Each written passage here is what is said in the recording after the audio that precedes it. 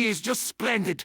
It's like the sweetness of cotton candy grapes and the little spice of the ghost pepper. Where did you find this unique and delicious whiskey? Do you know the Chinese saleswoman they own at the Pacific Ocean? That's who I bought them from. I paid $500 for 3 bottles for this voodoo whiskey. Chinese whiskey, you say? Well, now, I never thought I'd be drinking actual Chinese whiskey, but who the hell cares where it comes from? It tastes like sweet or spicy Mountain Dew pitch black.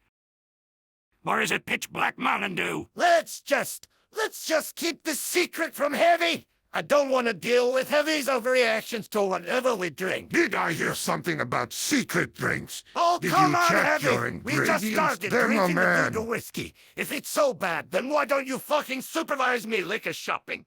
Because I paid $500 for 3 bottles of it. What? $500 from your bank account? Actually, I paid $500 for 3 bottles in cash. In cash, that's it. You're not going to bail on shop without my supervision because this is just unhealthy. Plus, you just overpaid for $320 for 3 bottles of it. Gentlemen, that's enough. Heavy, why don't you read out the ingredients to us? Because I don't feel any kind of effects from the voodoo whiskey. Okay, let me see what the bottle says. It contains alcohol, cotton candy, grape, marijuana, blueberry, malt, scotch, sugar, honey, vanilla, and blue honey. What's blue honey? I'll Google it. What is blue honey? The internet is not working too well. It will take a while to load. Okay, we don't know what blue honey is yet, but our voodoo whiskey is perfectly safe to drink. Okay, Tavish, I'll let you go with this liquor, but I think we should talk about Scout's fetishes to get more shit off our chest. Let's talk about where the furry bullshit came from, because I watch a bunch Flash gets videos about a space crusade killing furries. Was funny as hell, but they did say Lola Bunny was the beginning. Lola Bunny was the beginning, you say? But she's a fucking rabbit. We're furry abominations, the molestation of dogs, Pokemon, and sonic animals. What about those damn cat furries? In my standards, furries as any animal is considered a degenerate. What about the monster characters in Undertale and Deltarune? Undertale and Deltarune is a far-left propaganda fairy tale in my point of view. But if we're asking if they're furries or not, my answer will be automatically yes, but not intentionally.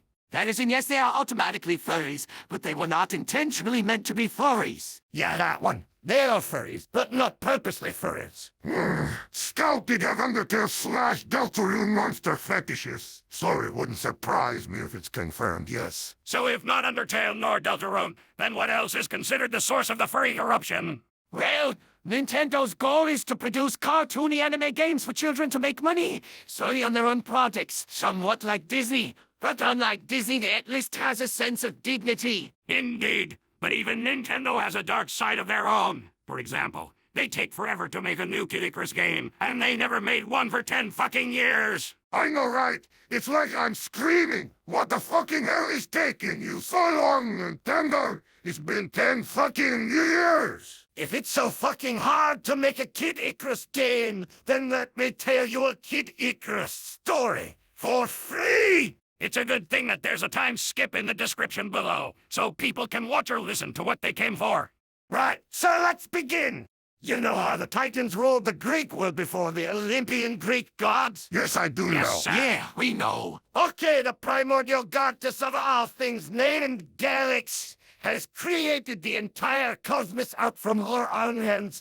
Galax is so large and mighty, she has the whole galaxy in the palms of her hands. Galax has a son named Rael. He's the black sheep of the primordial family. Rael is the titan of evil. He loves violence, rights, and destruction.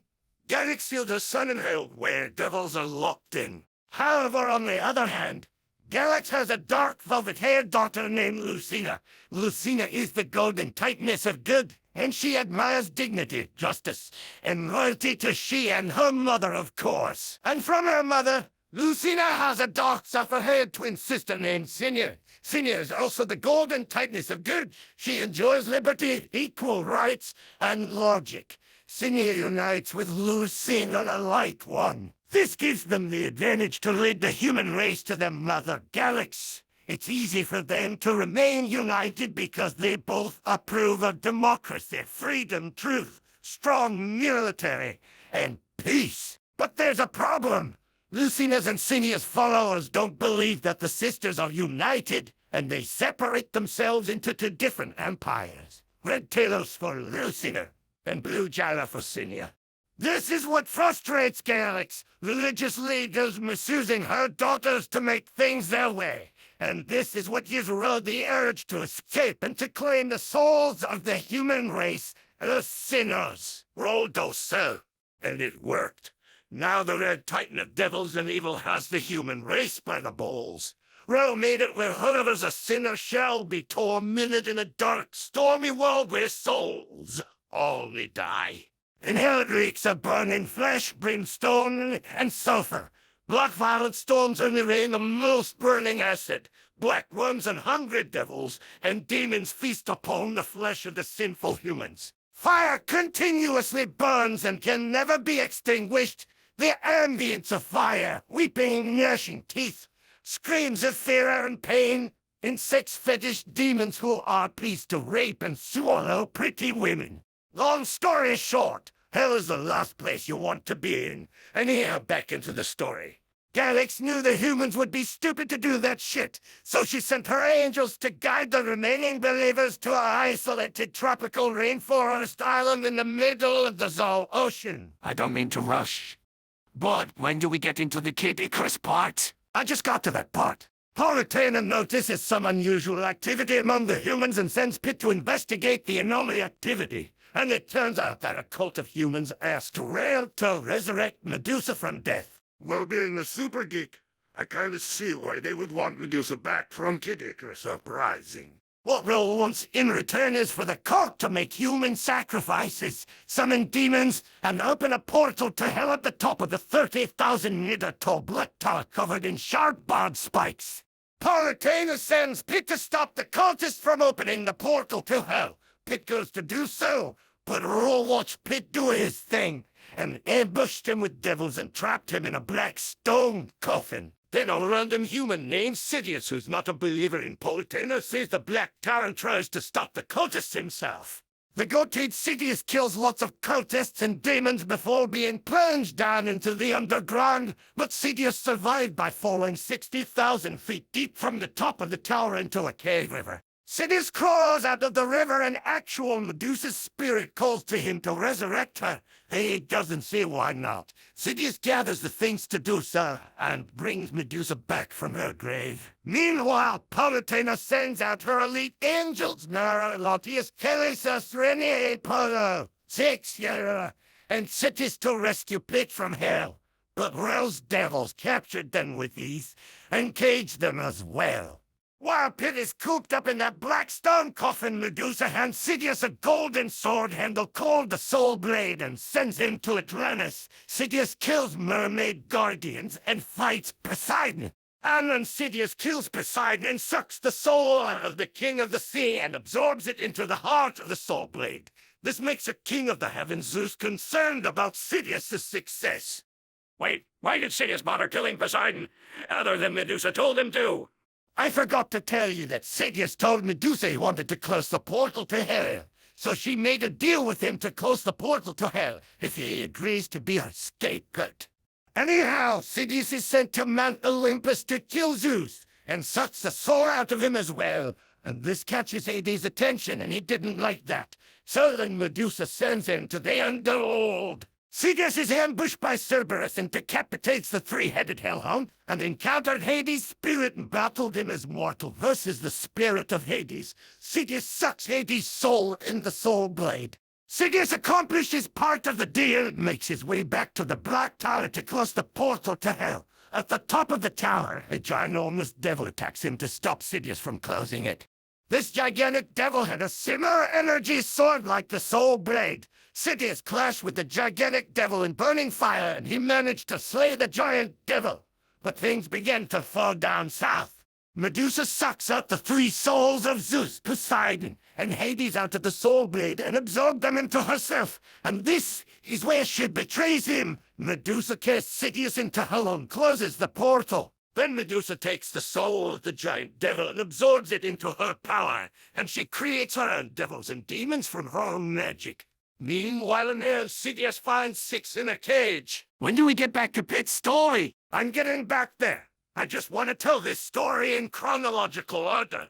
Sidious breaks Six out of her cage, and she tells him that she and a group of 8 angels sent to rescue Pit out of the black stone coffin were all locked him in. Sidious agrees to aid Six to do so.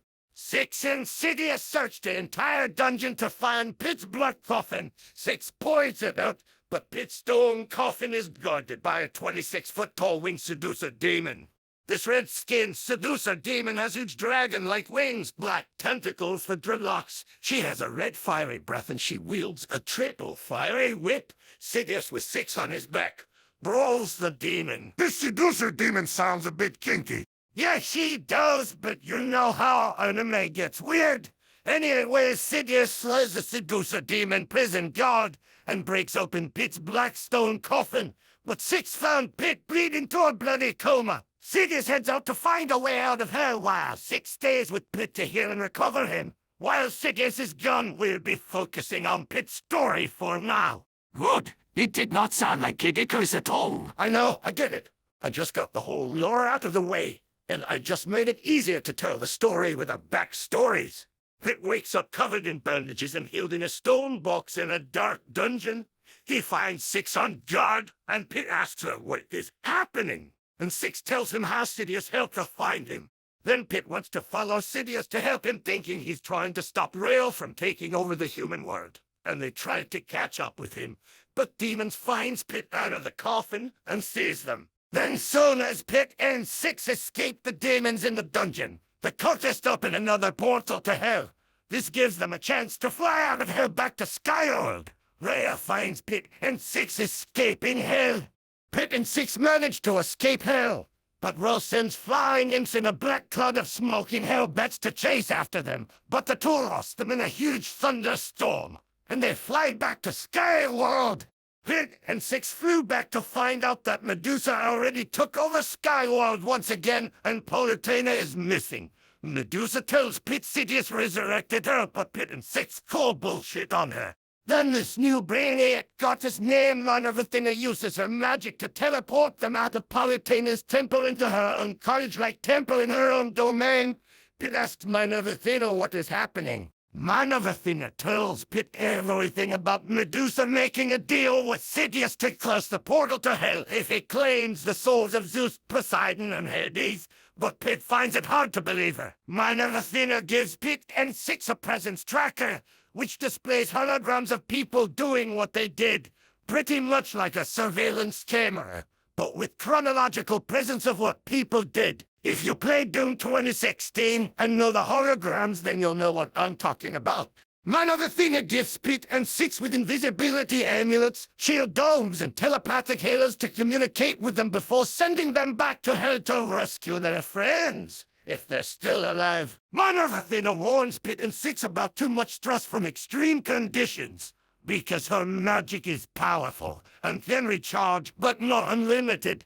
For if under too much stress, the magic will give out. So Pit and Six go up back to hell invisible with their amulets. MinervAthena tells Pit to use the presence tracker. They saw how Sidious found Six in the cage earlier. They see him pry open the coffin, and then they follow where Sidious went off to. Pit and Six see him killing imps, demons, and devils, and busting out Sithis, Apollo, and Nera. Then they see him find a teleportation portal out of hell. Pit and Six are ambushed by another seducer demon, but this one has chartreuse skin. She spits acid and wields a copper katana. The two fights the chartreuse seducer demon and stuns the demon. Yes. But Pit and Six didn't kill the seducer demoness. They ran through the teleportation portal and teleported into a cave. There they find Medusa's 4 more minions mangled into bloody chunks of gushy gore. Six and Pit uses the presence tracker to see what Sidious did in the cave, and they saw him slaughter Medusa's old minions. Plus they watched Sidious slay this type of demonic fire-breathing dinosaur. Six and Pit encounter and glowed missile beast demon eating the discarded flesh of Medusa's monsters that Sidious slayed. The two angels battle this bloated demon and burst the glutinous fiend into flames. After that, Pit and Six finds the way out of the cave and finds a human city burning to the ground as it's being invaded by rose devils.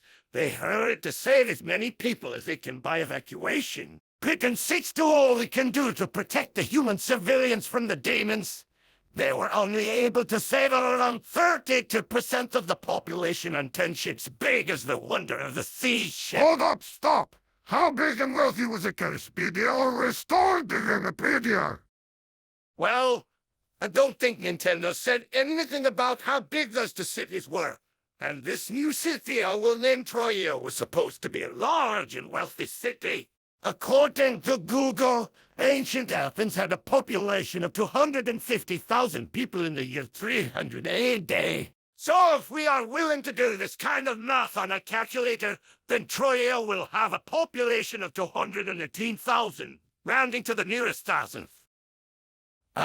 Okay, continue your story. Anyhow, Pit and Six successfully evacuated 69,880 survivors out of Troia away from the demons. But then, colossal black tentacles sunk down all 10 ships. A sad scene to be imagined, and Pit was so emotionally blown by the incident, he dared to fly after whoever sunk in the ships. But MinervAthena telepathically teleported Pit and Six back home. MinervAthena tells Pit she found Sidious camping the other 7 angels with Magnus in the city of Icariuspedia. MinervAthena tells Pit and Six to go there and meet Magnus and learn his side of the tale. Pit and Six fly to Icariuspedia and they meet Magnus with the other 7 angels. Magnus tells Pit that Sidious has more trust in him than any of the gods. He even told him how Medusa betrayed Sidious. Then Magnus further tells them that Sidious went to the library to find answers. Pit and Six go there, but they don't find him there. But they did use the presence tracker and see which books he reads. Pit can't even read. Why the fuck the fucking library? Pit can't read, but Six can read for Pit. So Six reads out loud about how dwarves are the master craftsmen of advanced technology and grand artists in their work. Dentos envies the dwarves' handiwork. Dwarves! Why dwarves? Is Kid Icarus Greek mythology or Norse mythology? I don't know if Nintendo really gives a shit about that. Anyways, MinervAthena through the telepathic halos tells Pit and Six to see what happened at the underground river before they visit the dwarves. MinervAthena teleports Pit and Six to where Sidious resurrected Medusa. Using the presence tracker, Pit discovers how Sidious made a deal with Medusa and resurrected her from her grave. MinervAthena teleports Pit and Six to Atlantis to discover how Sidious killed Poseidon and extracted his soul into the Soul Blade. MinervAthena teleports him to Mount Olympus and watched him kill Zeus. MinervAthena teleports Pit and Six to Hades' palace and witnessed Sidious decapitate Cerberus and suck the soul of Hades into the Soul Blade. And this scared Pit and Six, but they were also confused.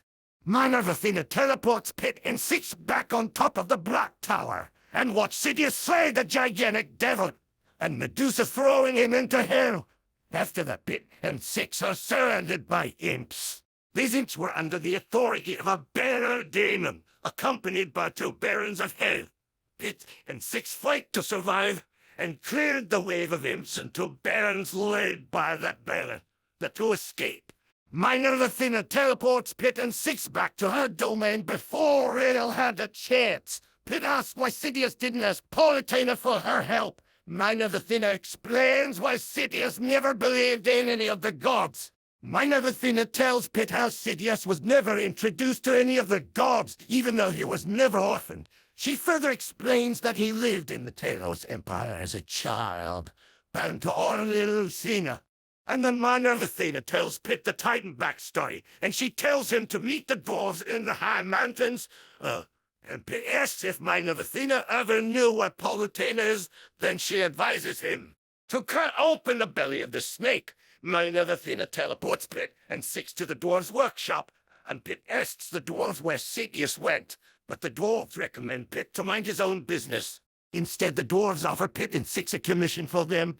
Pit and Six ask for a great sacred treasure that's powerful and would not shatter.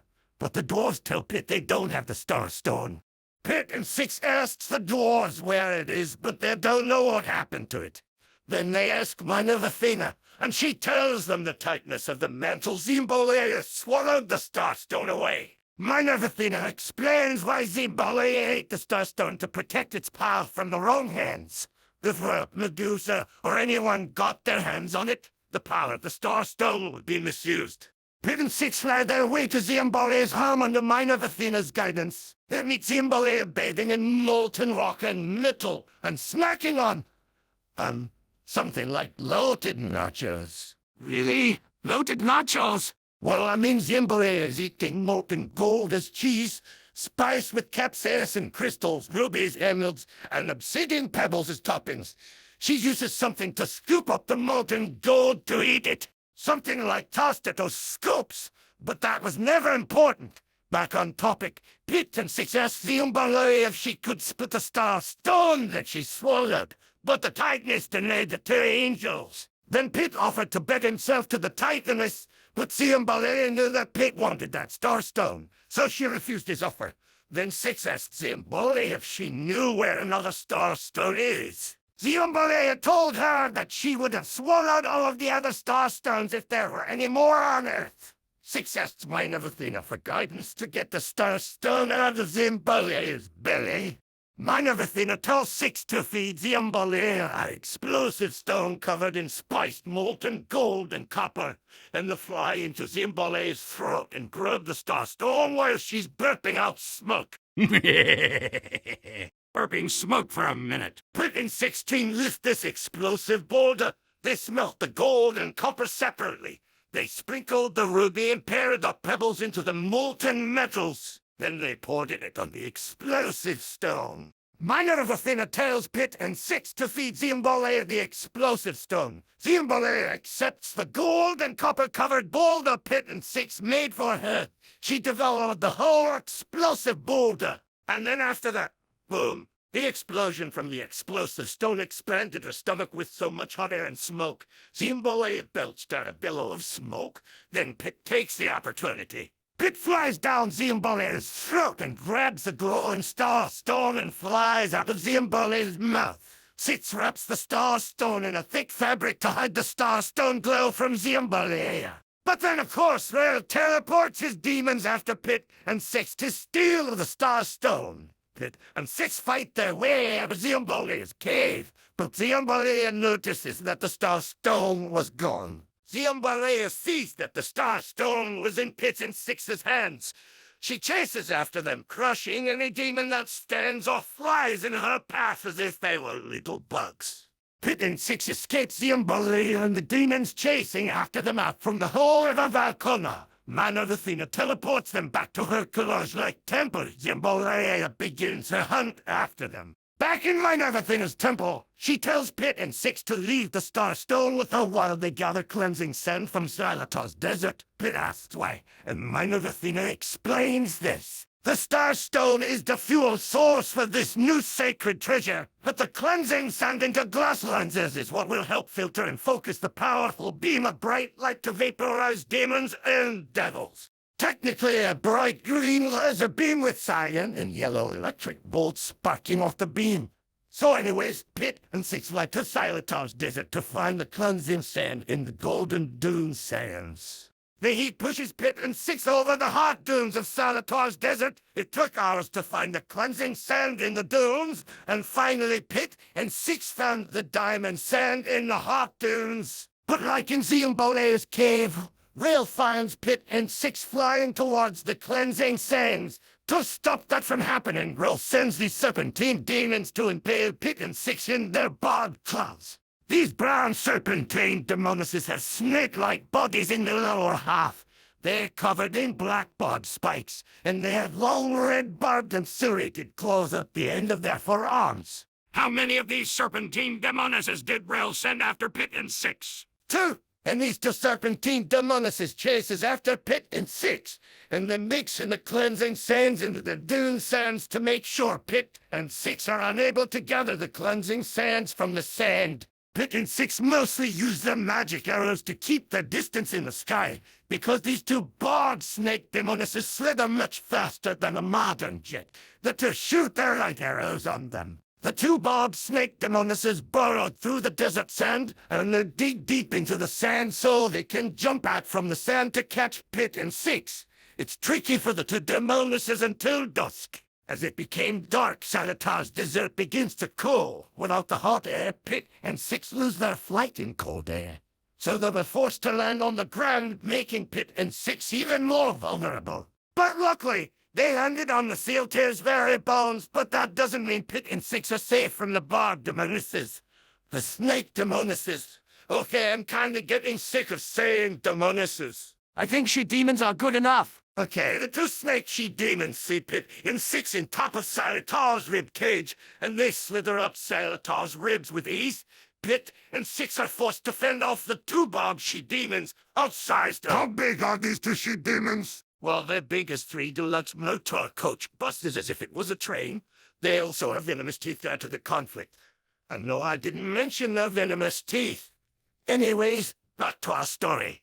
Pit and Six are forced to fend for themselves. The two serpentine she-demons lunges toward the two angels. Pit and Six put up a good fight for the two she-demons, but they were still outmatched. But then another angel flies in from the night sky. He was twice as tall as Politena. His wingspan as wide as a bus. His hair and beard is long and black with blue highlights. His pair of eyes glows. He wields a great sword that's 8 feet long. It can shoot green lightning bolts 10 times more powerful than Zeus lightning bolts.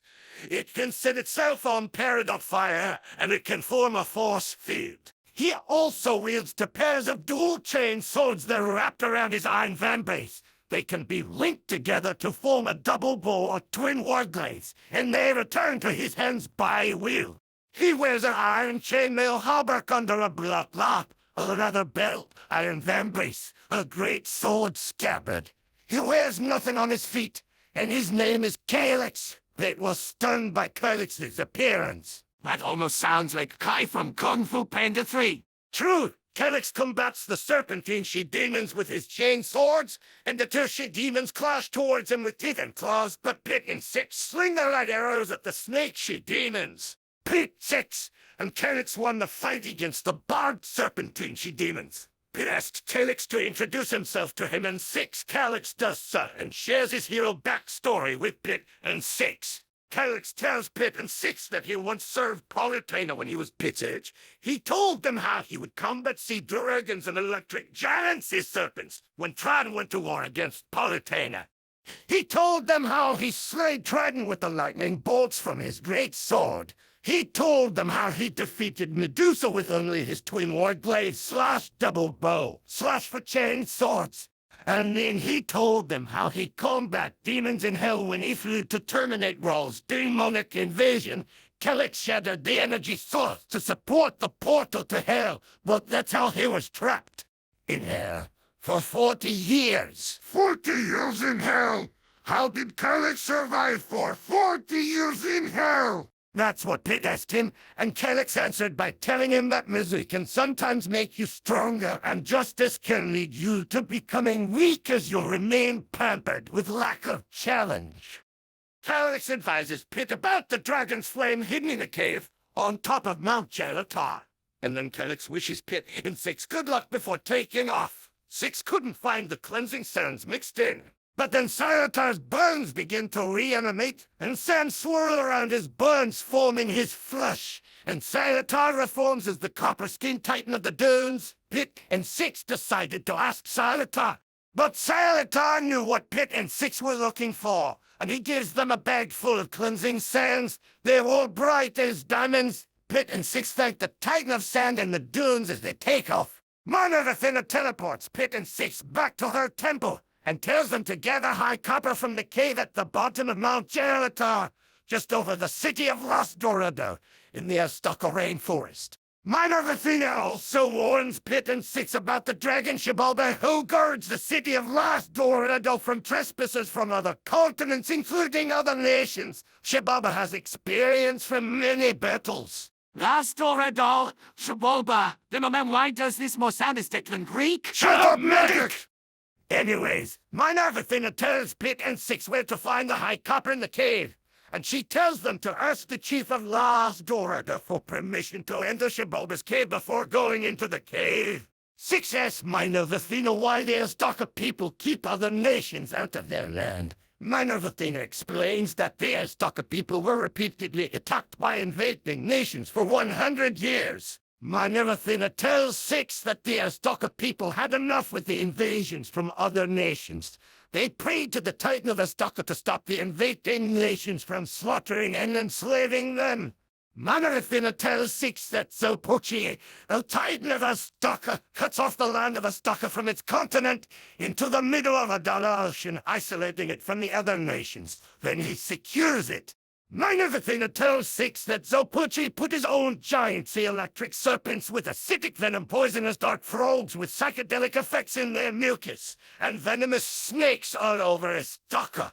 MinervAthena tells 6 that Zopochi put the dragon Shiboba in his cave to protect the Azteca island from invaders on sailing ships. Then she teleports Pit and 6 to Azteca's eastern beaches.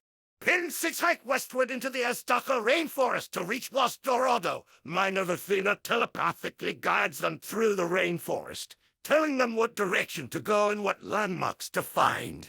Pit and 6 hiked Azteca, encountering these new humanoid amphibian monsters with glowing chartreuse anglerfish rods on their foreheads, poisonous fluoro-yellow spotted black skin, and electric hands. MinervAthena tells Pit and 6 that these new monsters are strong, smart, and immune to poison and electric currents.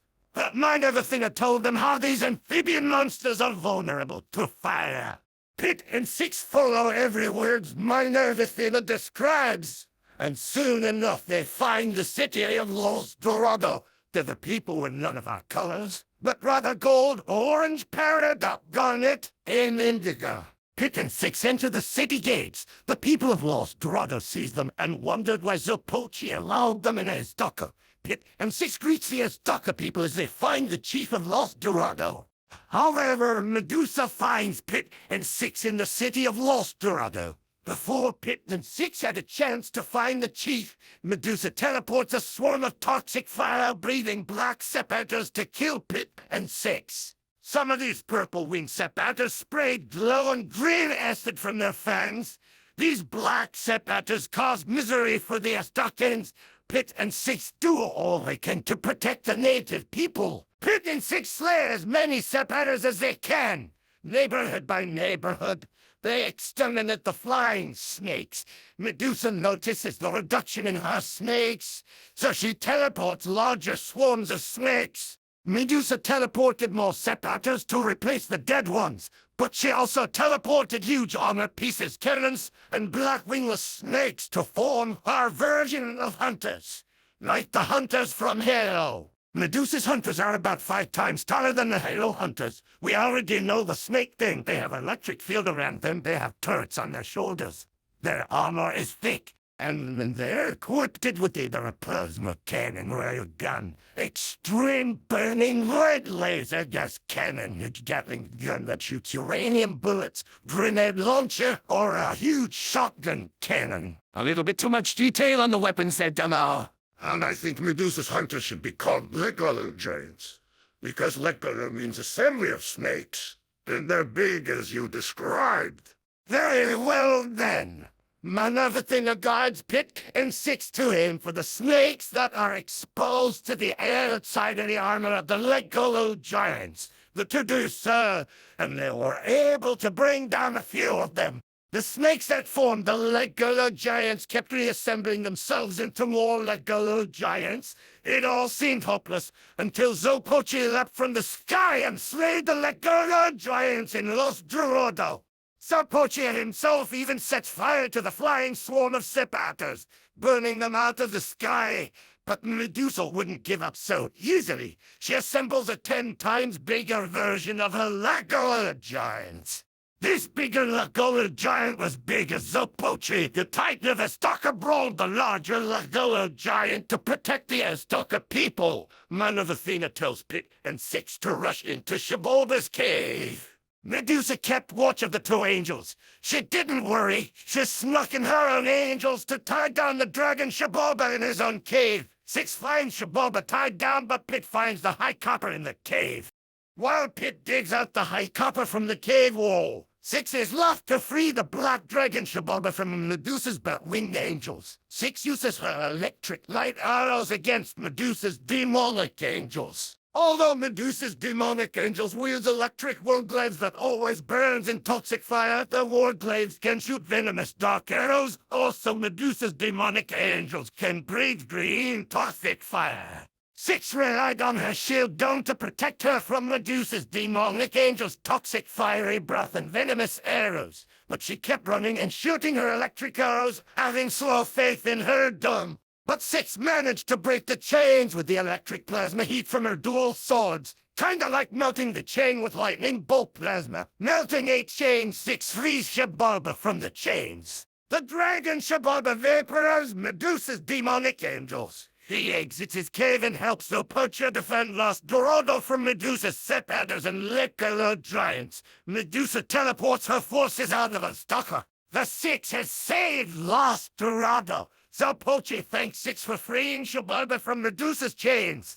And the natives of Azteca celebrate the end of Medusa's terror and praise Six for saving the dragon. And what about Pit on the other hand? Well, Pit pretty much missed out the action to free the dragon Shaboba. And Pit sees the fiesta lights in Lost Dorado. Zopocha offers to teleport Pit back to MinervAthena's college-like temple. Pit asks Zopocha how he knew MinervAthena. Zopocha tells Pit that he knew MinervAthena because she taught him how to use his magic to protect his island from the other nations. Pit asked more, but Zopocha asks Pit why he bothers collecting the high copper. Pit explains about the Starstone to forge his own sacred treasure. Zopocha asks Pit why this new sacred treasure's so important. Pit tells Zopocha that he needs it to defeat Medusa. Zopocha tells Pit that if Medusa knew better, she would ditch her old army and form a new, stronger army of stronger monsters as she did.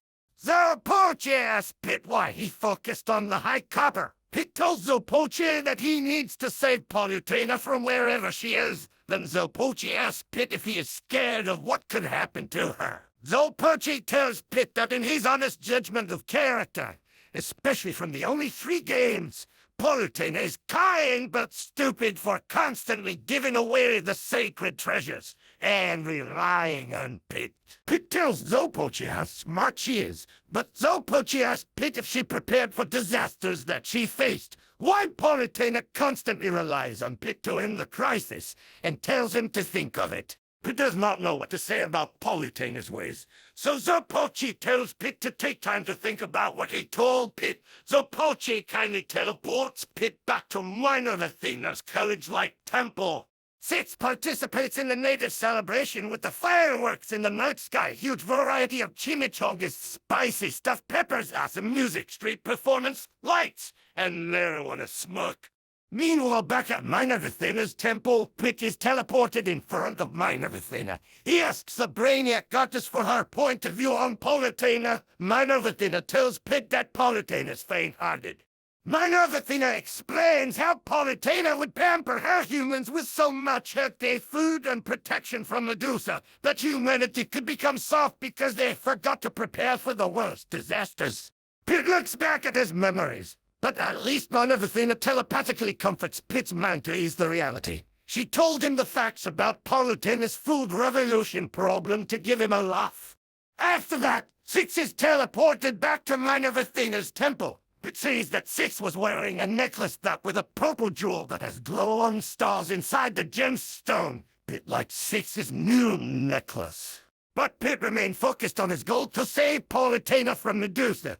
Pit asks MinervAthena where he should go next. MinervAthena tells Pit to go to the boreal forest of Valinea to gather great iron. But MinervAthena tells Pit that Valinea is home to Vikings, stone and frost giants, and the dragon Odinor. She also tells them about the huge white talking owls that tell true stories in Valinea. Vikings, giants, another dragon, and talking owls. Now I know this is more Norse mythology, and toward on to my bitch and Gillix and her two daughters Lucina and Cinia have absolutely nothing to do with. Medic, I fucking know.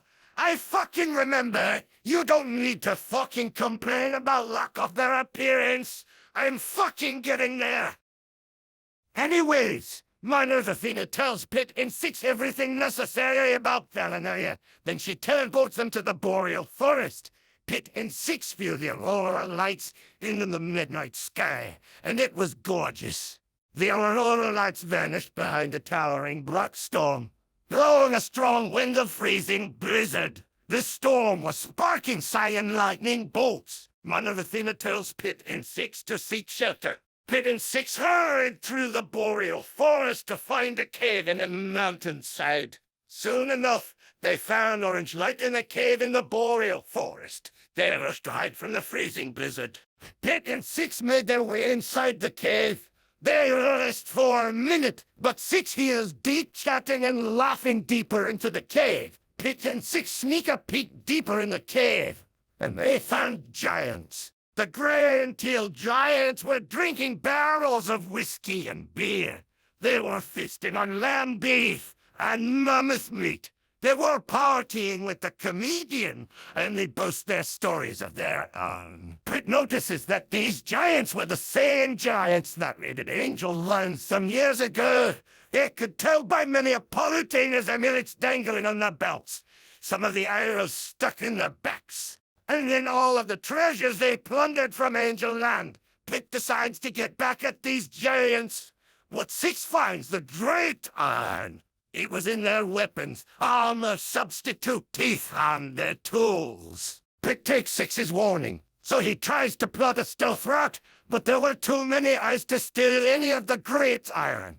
So Pit asked MinervAthena if there was another way to gather some great iron. Then MinervAthena telepathically tells Pit and Six there is more great iron in Odino's cave, just 5,000 meters above the giant's cavern. Pit now has two poisons to choose from the same box. Pit and Six could either try to steal the great iron from the many giants, or they could go back to the blizzard and climb up the mountain and gather the great iron from the cave of a sleeping dragon.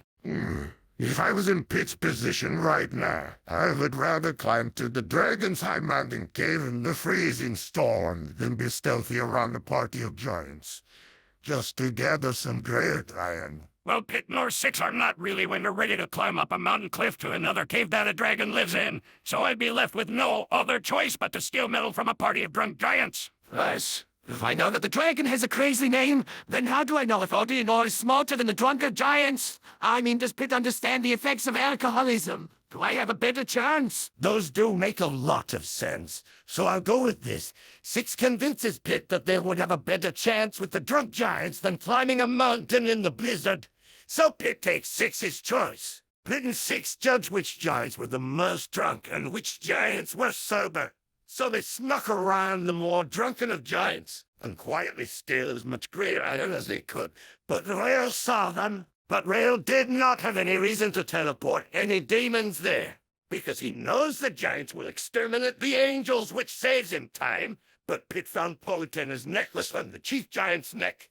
Six tells Pit to leave Polytena's necklace, but Pit wanted to get her necklace back and satisfy Polytena after whatever she's been through.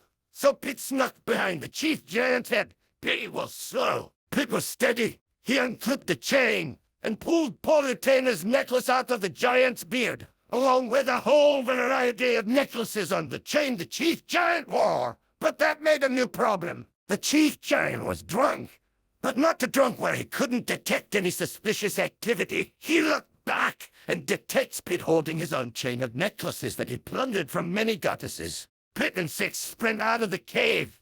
The chief giant chases after them. The other giants followed their chief and rushed after the two angels. Pit and Six were forced to climb the cliff in the blizzard.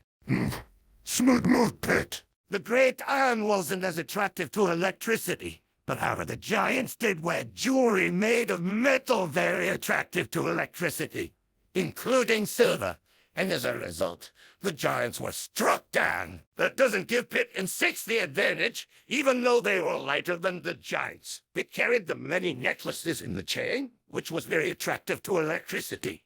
Pit climbs the cliff. Six climbed up to the top faster than Pit. Six drops her bag of great iron. She lowers her hand to lift Pit up the cliff. Pit climbed as fast as he could, but those necklaces attracted the electricity.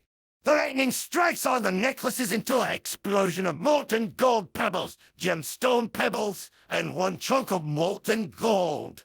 Pit survives the explosion.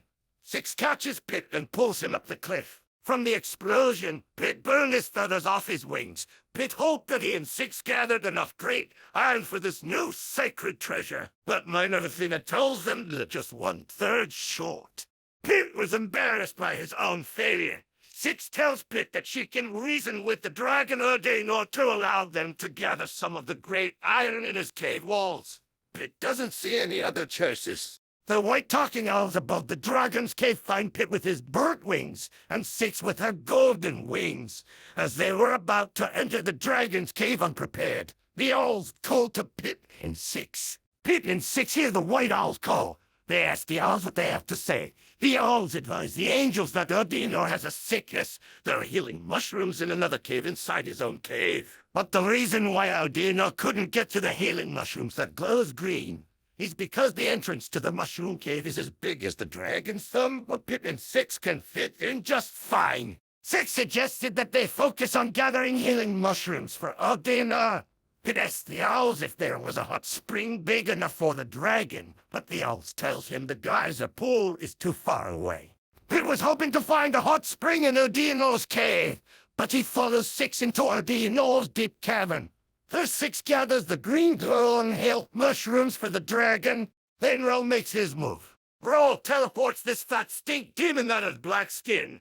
His sweat is poisonous as it smells worse than rotten eggs. He's constantly sweating, and he can quickly sweat a stinky ass fog of toxic gases. Imagine Derm's pinky demon, but he's bloated, smells horrible, and he's soaked like a fat man on a treadmill. After Pit and Six finish collecting the glowing green mushrooms, Six leads to the dragon. They discovered that the red dragon Ordainor is being poisoned by the stink demon's toxic fog. Six holds her breath and rushes in to save the red dragon Ordainor from the stink demon's toxic gases. And I thought the dragon would have white scales and breathe ice. Pit looks around to find a way to ventilate the toxic fog out of Ordainor's cave. MinervAthena tells Pit that the stink demon is explosive in high temperatures, and the toxic gas is extremely flammable. The red dragon is immune to fire at higher temperatures, and Ordainor's red scales can protect him from the explosion. Pit tells Six to exit the fog, but that stink demon sees Pit and charges after him. MinervAthena tells Pit if he can get that stink demon to ram a wall of great iron hard enough, then he could make spark to ignite the flame. Pit calls to Six. She flies out of the toxic fog to breathe. Pit holds his breath. Bull fights the stink demon and tricks the stinky demon into ramming the wall that's rich with great iron. Pit ended up repeating this a couple times and ignites the toxic gases. The toxic fog bursts into flames. The fire burns extremely hot. The stink demon's sweat sets fire and burns his paws. He charges after Pit to impale him with his horns before the stink demon explodes. Pit dashes to make as much distance as he could. Then the stink demon explodes, collapsing Ordainor's cave and collapsing the giant's lower cave as well. Six feared that Pit has perished in rubble. You can't kill off Pit if it's Kid Icarus. Medic, I wasn't finished. Anyhow, Six couldn't find Pit. Ordainor raised his head out of the smoke and boulders before Six begins to feed the glowing mushrooms to the red dragon. Ordainor raises his fist out of the rubble. The red dragon opens his fists, revealing Pit saved in Ordainor's hand.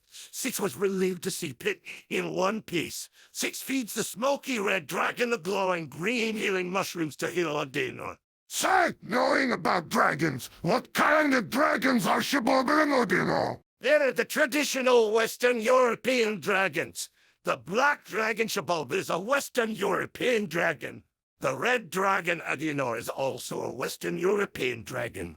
Triton's dragons were West European. I'll let you know if it's a different type of dragon. And what specific kind of dragon I tell. Okay, carry on. Ordainor quickly heals after eating the glowing green healing mushrooms. The red dragon takes off out of his cave into the cold storm and flies towards the palm of the dark red-haired Titaness Lucina. Pit was stunned to witness the red dragon look so tiny in Lucina's palm. Odino looked like a tiny rodent in Lucina's hand, plus Odino's thumb was twice as big as Pit was. Six introduces herself. Lucina greets the two angels in warm open arms. Pit asked Lucina if they could gather the great Arn from the rubble in the cave, and he asked the velvet-haired Titaness if she knew where Palutena was. Lucina tells Pit to gather as much as he and Six needed. Then Lucina tells Pit that Medusa managed to swallow Palutena alive to imprison her, obtain all of her powers, and absorb all of her essence. You mean Medusa bored Palutena? Like in Scout's disgusting fetish pictures? Yep, the same way Cronus swallowed his own children, the same way Zeus ward Metis, and the same way Hades ward Pit. Just like the big degenerate Greek gods, Medusa became a gross degenerate herself. Oh, how fucking lovely. More nightmares to sleep with tonight. Back to Kid Icarus. Right? Lucina tells Pit that Palutena is still alive and fighting Medusa's digestive system to survive. But every minute she is sinking deeper in Medusa's gut, and Medusa's feeding on Palutena's magic. Pit is worried and begs Lucina to help him cut Palutena out of Medusa's belly. Lucina tells Pit to meet her with MinervAthena in her temple to discuss their plans. Pit and Six gather the great iron. They teleport back to MinervAthena's temple with all the necessary great iron for the new sacred treasure. Pit is very confident about the new sacred treasure from all of the hard work they put in it. MinervAthena dunks Pit in her own regenerate pool to restore Pit's bird wings. Pit's wings are now feathered and ready for flight. MinervAthena tells Pit and Six that it is time they met in person. MinervAthena fades away like a hologram shutting off. Then she moves her college-like temple with telekinesis to take Pit and Six to her larger temple drifting in space. MinervAthena calls them over. Her larger temple is spacious. It has so many bridges and stairs as it was a huge hallway, so many classrooms and labs. And then MinervAthena's vast library is colossal compared to Palutena's temple. There was so much more Six wanted to learn about the cosmos. But Pit wants to focus on saving Palutena from Medusa. The two angels arrive at their destination in MinervAthena's dominion-sized temple. MinervAthena with telekinesis brings the platform that Pit and Six stand from her larger temples toward blackish violet sphere bigger than the sun. There Pit and Six meets Lucina, Cynia, and MinervAthena. But MinervAthena was not the same goddess Pit and Six thought she was. Instead, MinervAthena has blackish purple very long hair, golden skin like Lucina and Cynia, elongated skull for her brain size. She has glowing violet eyes. She has a third glowing cyan eye. And then like Lucina and Cynia, MinervAthena is so big she can hold Earth in her hands. Now to refresh your memory from the beginning. You know I said Lucina has velvet hair, which means she has dark red hair. I said Cynia has sapphire hair, which means she has dark blue hair. MinervAthena is a golden titaness like Lucina and Cynia. MinervAthena tells Pit and Six they're closer to collecting the materials for the dwarves to craft the new sacred treasure. But Pit asks her what are the remaining things. MinervAthena tells them this. The remaining materials are 7 different magic gemstones scattered at the very bottom of the deepest ocean, where it's 47,000 meters deep in the black waters of the Great Cell Ocean. Okay, I'm seeing where the backstory is fitting in. Pit tells MinervAthena he has high confidence in finding the 7 magic gemstones at the abyssal bottom of the Zale Ocean. But MinervAthena warns Pit about her own daughter Kuzilla who hides there. MinervAthena tells Pit that she had Kuzilla without the reproductive help of any male titan. Kuzilla taught magic to her people, both humans and merfolk, but the Empire's accused her people witches. Right after Kuzilla's human people were killed off, she took all of her merfolk with her to the dark bottom of the Zale Ocean. She even shapeshifted into her monstrous form to scare off any invaders. All of Kuzilla's merfolk mutated into their monstrous forms with glowing rods and fangs. Kuzilla's angels even mutated into 3 types of sea monsters. They all have wings and glowing eyes. The serpentine type has a snake body for legs, predator dreadlocks, and venomous fangs. The sorcerer's type has octopus-like legs, tentacle dreadlocks, and the anglerfish bright glowing chartreuse lore. And then the third type has a pair of muscular jumping legs, one glowing anglerfish chartreuse lore, and they are full of large, strong muscles. Death by snoo.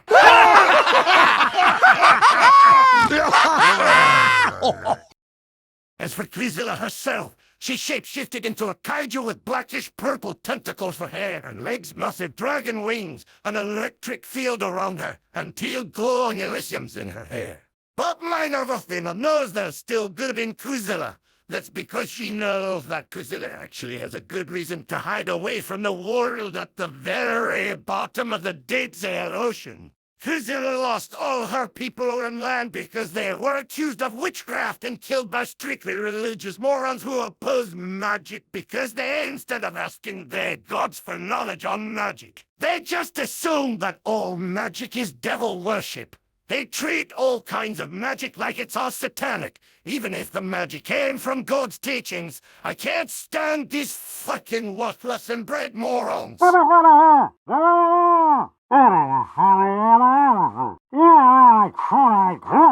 excuse me.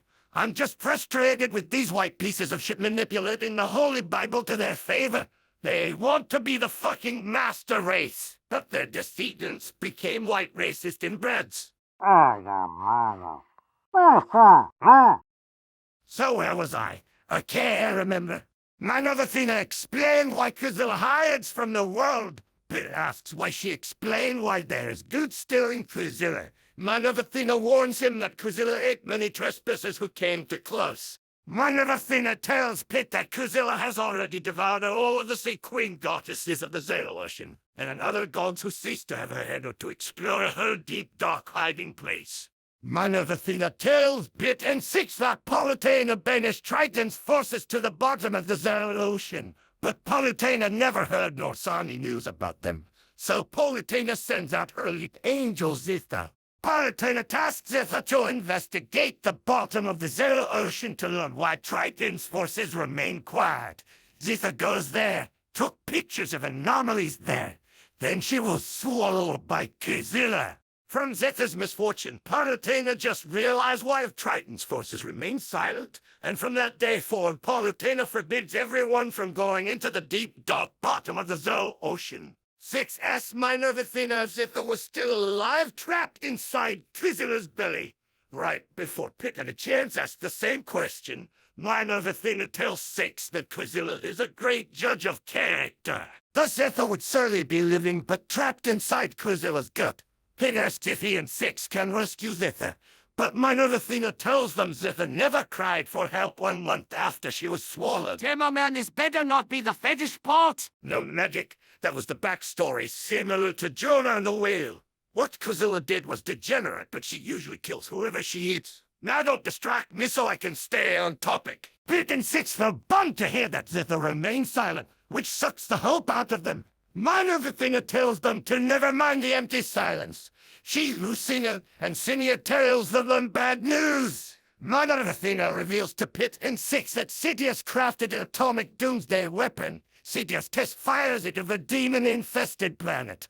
Right when he fires, Sidious obliterates an entire planet into gravel. MinervAthena also reveals that Sidious contained a whole blue star inside his doomsday cannon. She also shows that Sidious crafted his unhooked shot wrist blades, long full boots, and night vision mask. MinervAthena warns Pit and Six that Sidious has gone mad with obsession for revenge on Medusa. If Medusa gets her hands on his doomsday cannon, then she will be more powerful than she ever was before. Pit asked MinervAthena if she knew that Medusa already became more powerful than before. She answers yes. Medusa transformed her shamans into the Sepatters and let go giants they faced on Aztaka. As punishment for failure, Medusa transformed her eggplant wizards into literal bleeding cacodemons that painfully grow 1 horn for every failure. She turned her Nyx and Miners into suicide bombs. And then Medusa devoured the souls of the rest of her forces during Hades' war. Pit and Six almost felt powerless to stop Medusa, but they wished to hurry before things get worse. Six asks where to go. MinervAthena doesn't allow Pit and Six to run off to the Zal Ocean, at least not without a high-pressure submarine to protect them from the extreme pressure. Pit and Six discuss their plans for this. MinervAthena teleports Pit and Six to another human cactus desert city named Galem. It is full of gypsies who praise Galax. Luckily for Pit and Six, Galem sits on the west coast by the Zal Ocean. Hold on, wait. I have one thing to ask and one thing to announce. One, are the gypsies red, orange, yellow, greenish yellow, and purple? And the second thing, we actually passed the 1 hour mark. Really? You don't say. We might as well break a world record. Oh, and yes, the gypsies are the 5 colors you listed out, but their skin tone is much darker than the rainbow native people of Estaka. Okay, continue the Kid Icarus world tour story. Pit and Six ask MinervAthena for guidance. She tells them about a maiden who wishes to meet Kuzilla and ask her for safe passage to the chosen tropical island for her people, but she wants no company. This pear-shaped maiden is muscular. She has a dark reddish-orange skin tone. Her hair is black and metallic peridot. Her eyes are green. She's quite tall, and she is covered in sapphire gold jewelry. MinervAthena identifies the Red Maiden as Mela. The gypsies who live in the city of Galem were grieved to watch Mela's departure. Pit and Six hurry to stop Mela from sailing away to Kuzilla.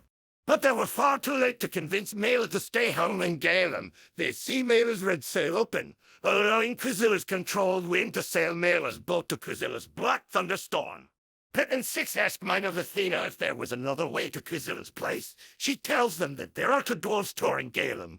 Pit and Six finds the 2 dwarves and ask if they can help them. The dwarves agrees to help Pit and Six so they can get out of the heat in an underground workshop where it is cooler. They ask for black iron so they can craft the submarine for great ocean depths. Pit and Six ask MinervAthena where they can find more great iron around the city of Galem. MinervAthena tells them to search the abandoned mines east of the city of Galem. They'll find great iron. Pit and Six goes east to the abandoned mines. World teleports lots of demons to stop Pit and Six from gathering the great iron. Pit and Six fight their way through the mines and obtain the great iron. Pit and Six goes back to the city of Galem. They bring back the dwarves some great iron. The 2 dwarves quickly craft the submarine amazingly. Pit and Six thank the 2 dwarves. The dwarves go out. Hey, speaking of dwarves, what are the names of the 2 dwarves and the dwarves at the workshop? I didn't think of that. The 2 dwarves are Gurkton and Kaloki. The dwarves at the workshop are Totha, Orphan, Yeti, Gron, Quinloki, Estora, Renuda, Lifilanzolia, and then Dinosaurs. Okay, now back to the story. Six drives the submarine to Kuzilla's place. MinervAthena tells Six and Pit to shut down the submarine at the floor to hide from Kuzilla and her angels. MinervAthena warns them about the dark zones.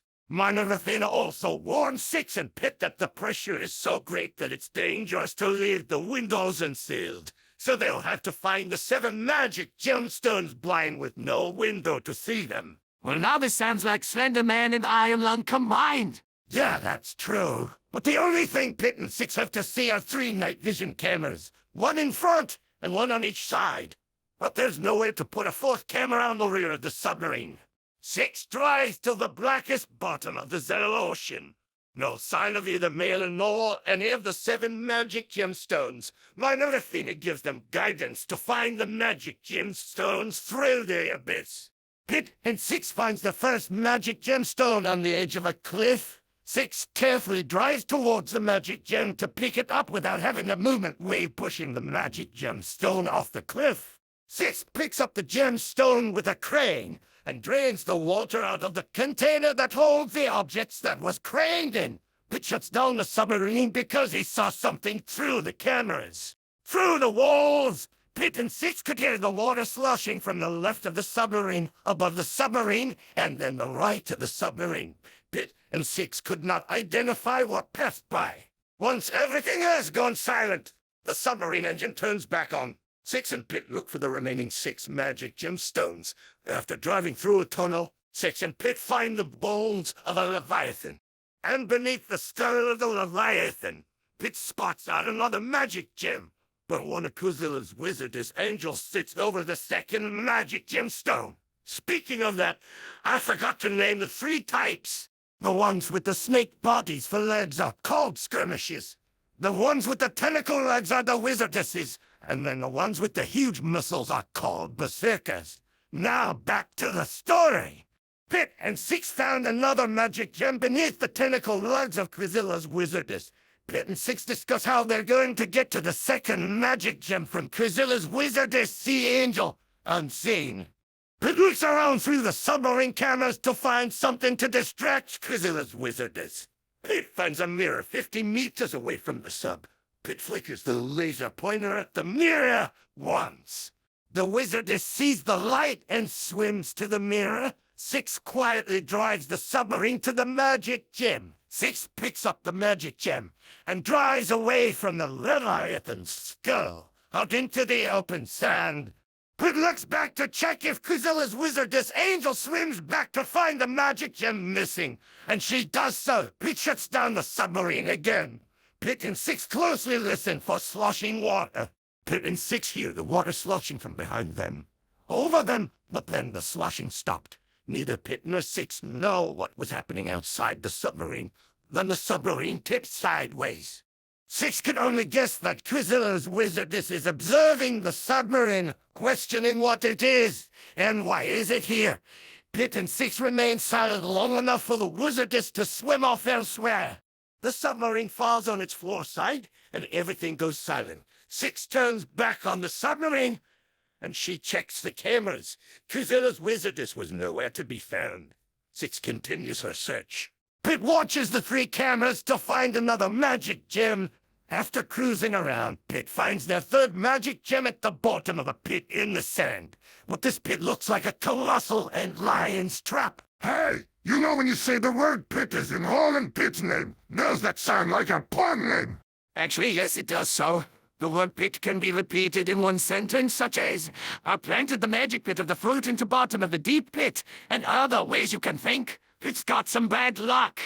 And if we're writing the story, it's pretty easy to separate the name 6 and the number 6, simply by spell CYX instead of SRX. If verbal, then it's pretty tricky to tell the difference. Yeah, Pit's a bad name. Now shut up and let's get back to the story again. Anyhow, this pit has spikes as if they were teeth, and 2 larger spikes as if they were fangs. Six finds the pit suspicious. She looks around to find a boulder to push into the spike-covered pit. Six finds a boulder big enough to choke whatever has that mouth, but small enough for the submarine to be able to push the large stone. Six pushes the boulder into the pit and buries the magic gem. And suddenly a colossal bobbit worm emerges out of the sand and spits out all of the sand in its mouth. Six immediately shuts down the submarine to hide from the giant bobbit worm by acting as a rock. Pit and Six closely listen to the sloshing of deep sea water. They also hear crusty scraping and crunching outside the submarine walls. Then they hear rumbling as if it was moving in the deep sand. And after that, it is all silent, except for the sprinklings of the sand, of course. Six turns the submarine back on, and through the camera, Six finds the pit back in the way it was, but no magic gem. Pit finds their 3rd magic gem away from the bobbit worm pit. Six drives towards the magic gemstone. She picks it up the same way as the last 2 magic gems, then they continue their search elsewhere. Pit looks for the 4th magic gem in the boneyard of sea monsters, and Pit finds their 4th magic gem in the rib cage of some sea beast, but the monstrous rib cage had a sleeping skirmisher there. Pit looks for something to wake her up and lure her away from the magic gem, but there was nothing outside of the submarine to wake her up. That didn't mean that Pit and Six ran out of options inside. Pit decides to shut down the submarine and have Six scream loud as she could. Pit wanted Six to scream like she's being chased by a super demon. Six screeches so loud, Pit's ear started to bleed. And Kuzila's skirmisher heard the screeching, and she follows the watery sound waves. Then Six stops. They hear sloshing in front of them, over them, and then behind them. Then everything is quiet. After 10 seconds of silence and faint sloshing, Six turns the submarine back on. The skirmisher is gone from the whale fall, but the magic gem is still intact. Six picks up the 4th magic gemstone. Then Pit and Six once again continues their search for the 5th magic gemstone. They found themselves in a cavern with glowing crystals all over the rock surfaces. It was hard to find the magic gem. You didn't say that these magic gems glow in specific colors. How is it hard to find a non-glowing magic gem? Actually, Ludwig, I honestly thought you would automatically imagine the magic gems to glow in a variety of different colors. Because if the magic gems didn't glow, then how else would they find them? In fucking pitch black darkness beneath fucking 47,000 meters of fucking deep ocean waters. You fucking idiot. Is that what the night vision cameras were for? Medic, you're ruining the story! Anyhow, all of the crystals glow cyan. The 1st magic gem Pit and Six collected is yellow. The 2nd magic gem is cyan. The 3rd magic gem is green. And the 4th magic gem is purple, as specified. The 5th magic gem is somewhere in the clusters of glowing cyan crystals. Pit looks hard to find the magic gem, and only with the look of outlining the shapes, Pit managed to find the 5th magic gem. Six picks it up and packs the 5th blue magic gem with the other magic gems, but as Pit gains confidence, Six sees one of Krizilla's angels swimming in the cave. Then she shuts down the submarine. Pit and Six stays quiet and listens to the ambience outside of the submarine. They hear sloshing from the front, the right, and then the sloshing stops there. Six knew that just exposed suspicion. The submarine begins to rock. Six knows whatever is rocking the submarine is obviously investigating them. There was nothing she could do to stop this inside the submarine. Then the sub is lifted up. Pit and Six are being carried wherever Krizilla's detective is taking them. Pit whispers about a plan for who breaks in. Six reminds Pit they have nothing to protect them from the extreme pressure, other than the submarine itself. Then the submarine drops down. Everything is quiet. After 1 minute of silence in the dark, Six turns the submarine back on and sees that they've been taken elsewhere. Pit feels better thinking that there's nothing moving around. But Six, on the other hand, spots at a pair of glowing eyes and the 3rd glowing all above them in the darkness. Six knew they had been found. The eyes and her anglerfish will vanish in the dark waters. Six warns Pit that they've been caught, but Pit didn't see the eyes on the screens. Then they continue searching for the 6th magic gem. After some time, Six finds a different cave, but it isn't super dark, which means there are either glowing crystals deeper in the cave, or it's actually a natural tunnel within the underwater mountain. Pit checks all over the place to find the 6th magic gem, but so far, Pit has no luck until he finds a red light, revealing the red 6th magic gem. But the red magic gem is between two berserkers. It looks hard to find a way to distract the berserkers away from the magic gem. There was plenty of deep-sea fish in the cave, but Krizilla's berserkers don't seem to be hungry with other fishes. Pit looks for another way to gain access to the red magic gem. It seemed pointless to try to sneak by Krizilla's berserkers until Pit hears sloshing from behind. Pit tells Six about the sloshing. Then Six shuts down the submarine and listens to the sloshing. It came from behind, above them, and in front of them. The sloshing stops for a wee moment. Then the sloshing returns 3 times louder. In front of them, above them, and on both sides at the same time, and then behind them. Then the sloshing stopped. For a moment, Pit and Six remained silent. Soon as it sounds safe, Six restarts the sub. The 2 berserkers are gone. It's kind of spooky to think the berserkers would just swim away. Six couldn't help but know that the berserkers are stalking them, but Pit didn't hesitate to take the gem. Six warns Pit about the 2 berserkers possibly stalking them. Pit takes Six's warning, but not for granted. Pit picks up the red magic gem, puts it with the 5 magic gems, and drives the way out. Six is left with checking the screens as Pit races through the cavern. Six scans hard as she could, and then she spots a swimming wizardess before Six could stop it from hitting the wizardess's face. Uh-oh! I smell disaster. Pit panicked and shuts down the submarine anyways to act as a fallen boulder, hoping that the wizardess mistakes them as a falling rock. But Six knew that they've already been caught in the act. Pit and Six hear the triple sloshing from behind them.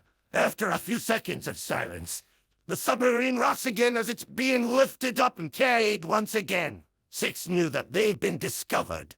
But what could she do about it? And what could Pit do about it as well? Six knew if they turned the submarine back on, it would be like turning themselves in, especially in the extreme water pressure. After some time of being carried around, the submarine drops down.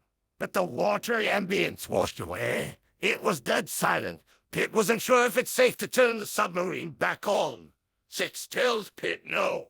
But Pit's instincts tell him otherwise. Pit turns the submarine back on. But there was no moment of floating back up. Out of the front camera, the 7 chartreuse magic gem lies in front of them. But the second thing Pit noticed was Mira's boat in the open teal sand. But Mira is missing from her boat. Pit asked Six what could have happened to Mira when she sailed out to meet Quizilla. Six notices that the night vision cameras are automatically turned off. She sees that they're surrounded by thousands of glowing eyes, even some of Quizilla's angels they encountered earlier. The wizardess from the Leviathan skeleton, the skirmisher from the boneyard, the skirmisher from the crystal cave, the 2 berserkers from the cavernous tunnels, and then the wizardess they hit. Six sees the cyanide revealing Quizilla's angels. She finds colossal blackish-purple tentacles above the sea angels, and then Six slowly turns the front camera up and reveals Quizilla's very face. Quizilla perfectly matches MinervAthena's description. She has tentacle legs and hair, colossal dragon wings, 10 teal glowing anglerfish rods in her hair, and the purple third eye above her 2 eyes. Pit and Six froze in fear knowing that the submarine will be torn open, and they're frozen in fear not knowing what Quizilla will do to them. The 2 berserkers grabs and rips the submarine in half. Pit and Six are dumped out of the submarine. Each berserker grabs one of the 2 angels by the wings before they had a chance to fly away. Quizilla inspects Pit and Six and sees the 6 magic gems. Quizilla looks at Six as if she has something important to do with the magic gems. Then Pit bites his wrangler's fingers, but the blackish-purple skin on her lower arms and legs were harder than iron. Quizilla notices that Pit is trying to escape her berserker's grasp.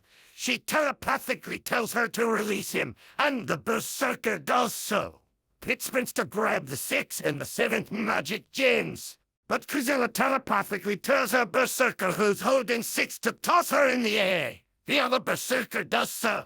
And then Quizilla vacuums 6 into her mouth so she can swallow her alive. The same way Quizilla swallowed Zitha. In horror, Pit watched Quizilla devour 6 while he was distracted. Quizilla telepathically tells her wizardess to grab Pit and eat half his body in one bite. The wizardess catches and firmly grasps Pit. She puts him in her mouth. Head, ribs, upper arms, even wings fit in Quizilla's gaping mouth. Pit squirmed in fear. He's not ready, but he was sure to die. Pit even wept in fear. And soon as the wizardess bites down on Pit, Quizilla teleports Pit back to her mother's temple. And Quizilla kindly replaced Pit with a tuna fish for her wizardess to eat. As Pit squeals, he finds himself in MinervAthena's temple. He meets Lucina Cinia and MinervAthena once again. MinervAthena notices that Pit has the 7 magic gems, but 6 is absent. She asks Pit, What happened at the bottom of this ocean? Where is 6? What happened to 6? Well, actually, yes. That is exactly what MinervAthena questioned Pit. Oh, that's a good call. MinervAthena questioned Pit about 6's absence. Pit stutters trying to explain exactly what happened. As much he didn't want to admit his failure, Pit explains to MinervAthena that Quizilla vored 6. Pit explains that he was focused on the magic gems to forge the new sacred treasure, but didn't think that 6 would be tossed up for Quizilla to vacuum and swallow her. Then MinervAthena saved Pit. But MinervAthena reveals to him that she didn't save Pit's life, but rather her daughter Quizilla spared his life. After hearing the truth, Pit drowns in grief, asking why she ate 6, but not him. MinervAthena reminds Pit that she knows her daughter's heart, at least what it truly is, and she asks Pit why he focused on the magic gems instead of rescuing 6 from Chrysilla's angels. Pit won't lie, and he tells MinervAthena that he wanted to defeat Medusa and save Polytena so she can save the human race. MinervAthena tells Pit that his objective is good, but she knows there's so much fear in him. MinervAthena tells Pit that he's afraid it will be too late for him to rescue Polytena before Medusa fully absorbs her. Cinia tells Pit that fear is just one of the numerous dark paths to evil. Lucina explains to Pit that fear leads to wrath, wrath leads to hate, and then hate leads to doom. Cinia tells Pit that hate will corrupt him mentally, physically, and spiritually, destroying himself. Cinia also teaches Pit that self-destruction leads to weakness. Weakness leads to failure. Failure can lead to regret. Regret leads to self-hatred. And self-hatred leads to more self-destruction. Pit remains silent as he has nothing left to say. MinervAthena gives Pit a spark of hope, telling him that this new sacred treasure's ready to be forged by the dwarves, but warns Pit it'll be picky. That's because the Star Stone has a mind of its own. The new sacred treasure will not serve those who are chosen by her mother, Galax herself. Galax chose only one to wield the new sacred treasure. Pit asks MinervAthena who Galax chose, but MinervAthena tells Pit it'd be best if he sees for himself. MinervAthena's mother, Galax, taught her to make the best decisions, especially during this dark time. Pit wasn't sure if he's worthy to craft the new sacred treasure or if it matters who brings the materials. But Pit is ready to return to the dwarves. MinervAthena teleports Pit to the dwarven workshop, and he shows the dwarves all the materials for the new sacred treasure.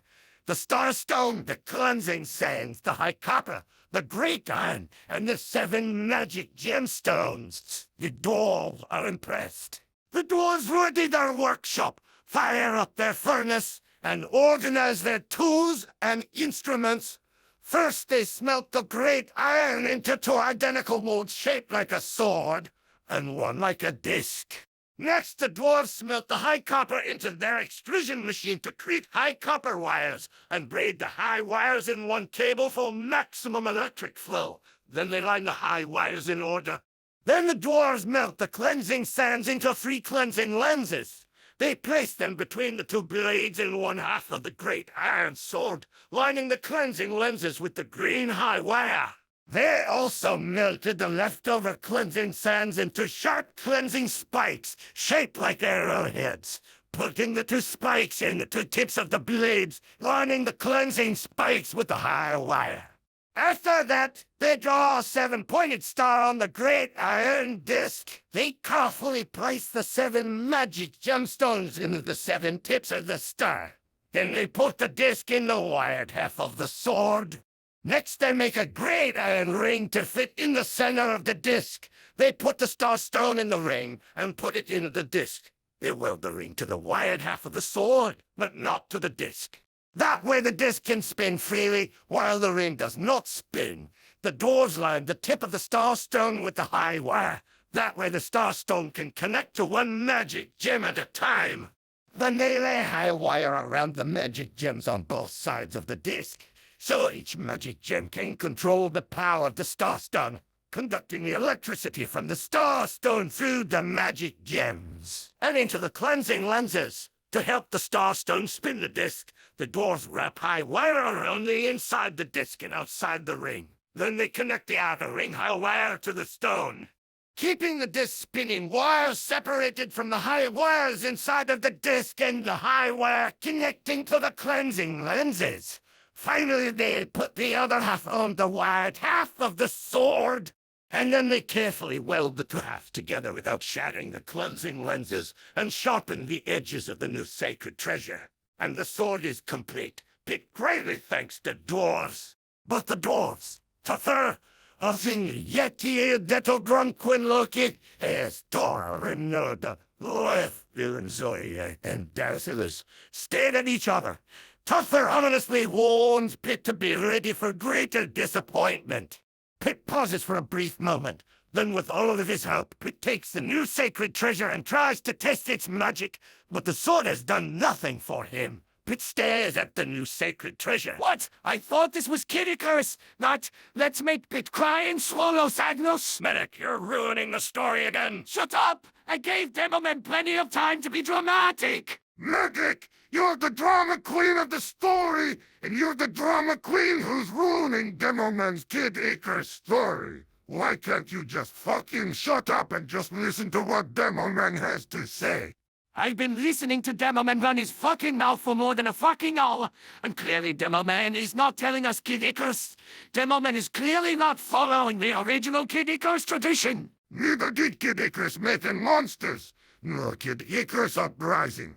Maybe that's exactly what Demoman is trying to do for us. Tavish is telling us a new Kid Icarus story. And that is exactly what I want to hear. A new Kid Icarus story that Nintendo will not provide for us. Okay, now that the bitching is over, I will continue my new Kid Icarus story. Pit stares at the new sacred treasure, not knowing why it rejects him, until he asks himself who else Galix chose if not him. And then to the colossal big surprise, Zimbale finds Pit with the new sacred treasure in his hands. Zimbale tells Pit that the new sacred treasure named Tsunir seems to be rejecting him. Pit asks Zimbale why she tried to stop Pit and Six from collecting the Star Stone. Zimbale asks Pit if crafting Tsunir was the exact reason why Pit and Six stole the Star Stone from her. Pit answers yes. Then he asks Zimbale why she swallowed the Star Stone in the first place. Zimbale was about to explain the exact reason, but Ro teleports his demonic forces after Tsunir. Zimbale points at the demons after the new sacred treasure Tsunir and tells Pit that's exactly the reason why she swallowed the Star Stone. Pit does everything he can to protect the sword Tsunir. Rare notices that Pit's gained more experience. He decided to send in his demon that has more muscle than the demons he's been regularly teleporting to deal with Pit and Six. Will sends in a Juggernaut. The Juggernaut has massive arms which can bend a steel bar with a punch. He's got green thick skin, hard black hands, and he has 2 horns and a flat third horn on his head perfect for smashing skulls. Pit fought his best against the Juggernaut to protect the new sacred treasure. The Juggernaut has the advantage of bronze and size. Oh, Pit could do his trick the Juggernaut into crushing his own head. Pit finds 2 massive swinging hammers like the ginormous hammers from the Hobbit movie. Pit lures the Juggernaut to the massive hammers and crushes his head between the twin colossal hammers. As much as Rail was impressed by Pit's way of planning, he's not willing to let Pit walk away with Tsunir. So Rail sends in his strongest of his own angel Typhon to take the sword Tsunir by force. Typhon wields a fiery whip and a blazing sword. He wears a belt with 2 fire-breathing snakes made of iron and fire. His black wings were blazing in fire, and wherever he steps always leaves fire.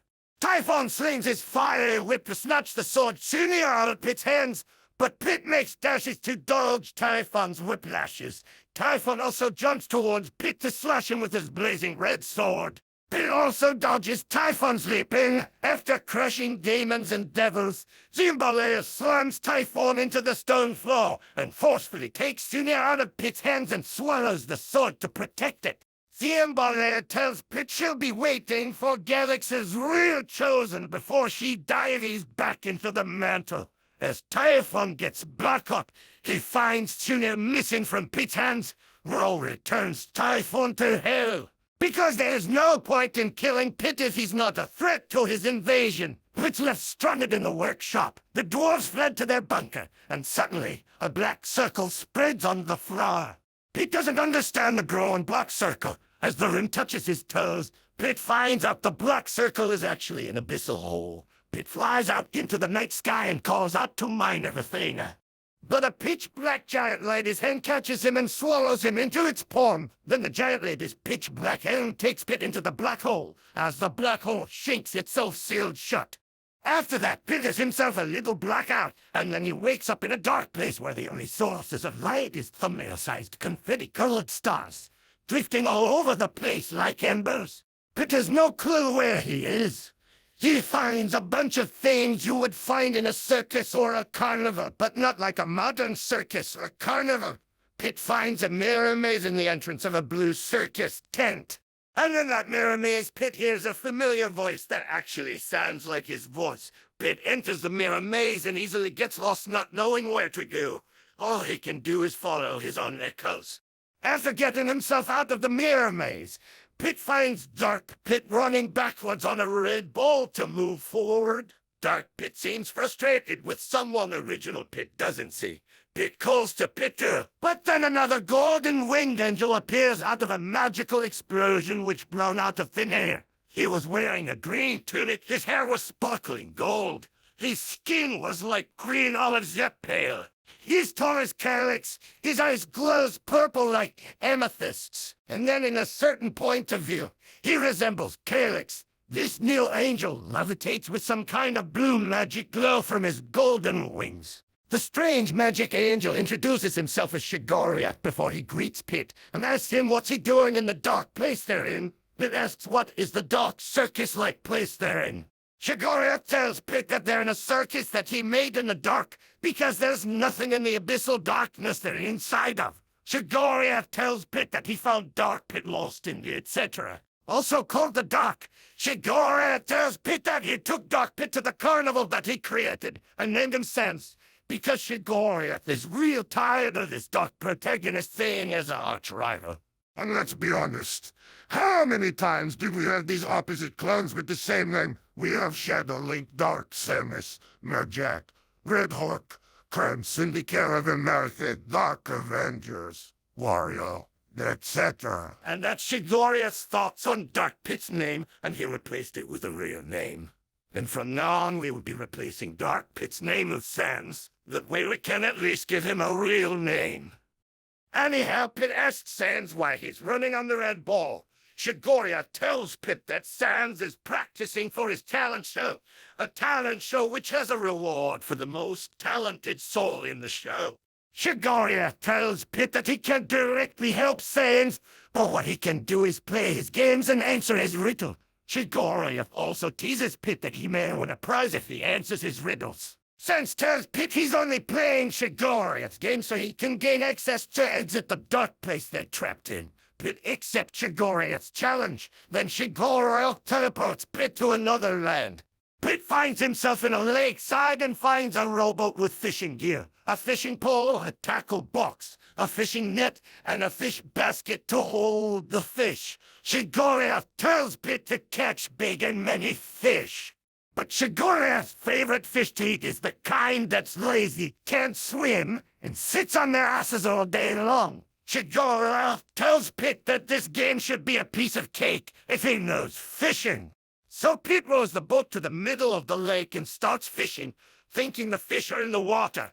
Then he finds out the fish are actually flying over the lake water, eating the dragonflies.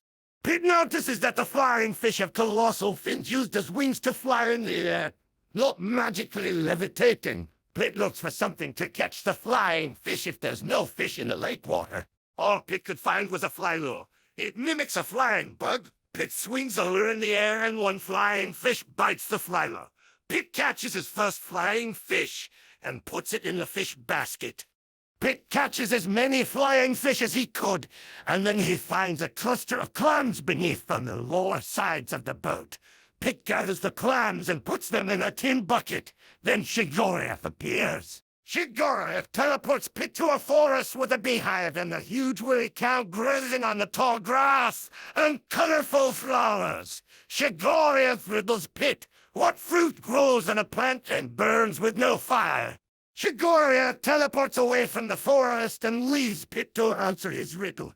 Pit decides to gather honey from the beehive. For Shigoriath, watching Pit gathering groceries was just lame and boring. Shigoriath decided to spawn some goblins to steal the beehive and the woolly cow to give Pit some action. Pit chases after the thieving goblins to retrieve the things he needs to gather to help Sans. Pit runs as fast as he could after the goblins, while Goblin Wizard shoots atomic toxic fire spheres at Pit. Pit dodges the fire spheres pretty well. Then the goblins delve into a dark, ghostly cave. Pit follows the goblins into the cave. Pit lost the goblins in the dark, but he does find a really big black iron axe on the way in. Soon as Pit picks up the axe, it sets on fire. The fire is scarlet. Pit uses it to light the way, even though the scarlet red fire only shines red light. Pit looks everywhere to find the goblins, and when he does find them, Pit charges in after the thieving goblins. Pit smashes the skulls of the goblins and setting their corpses on fire.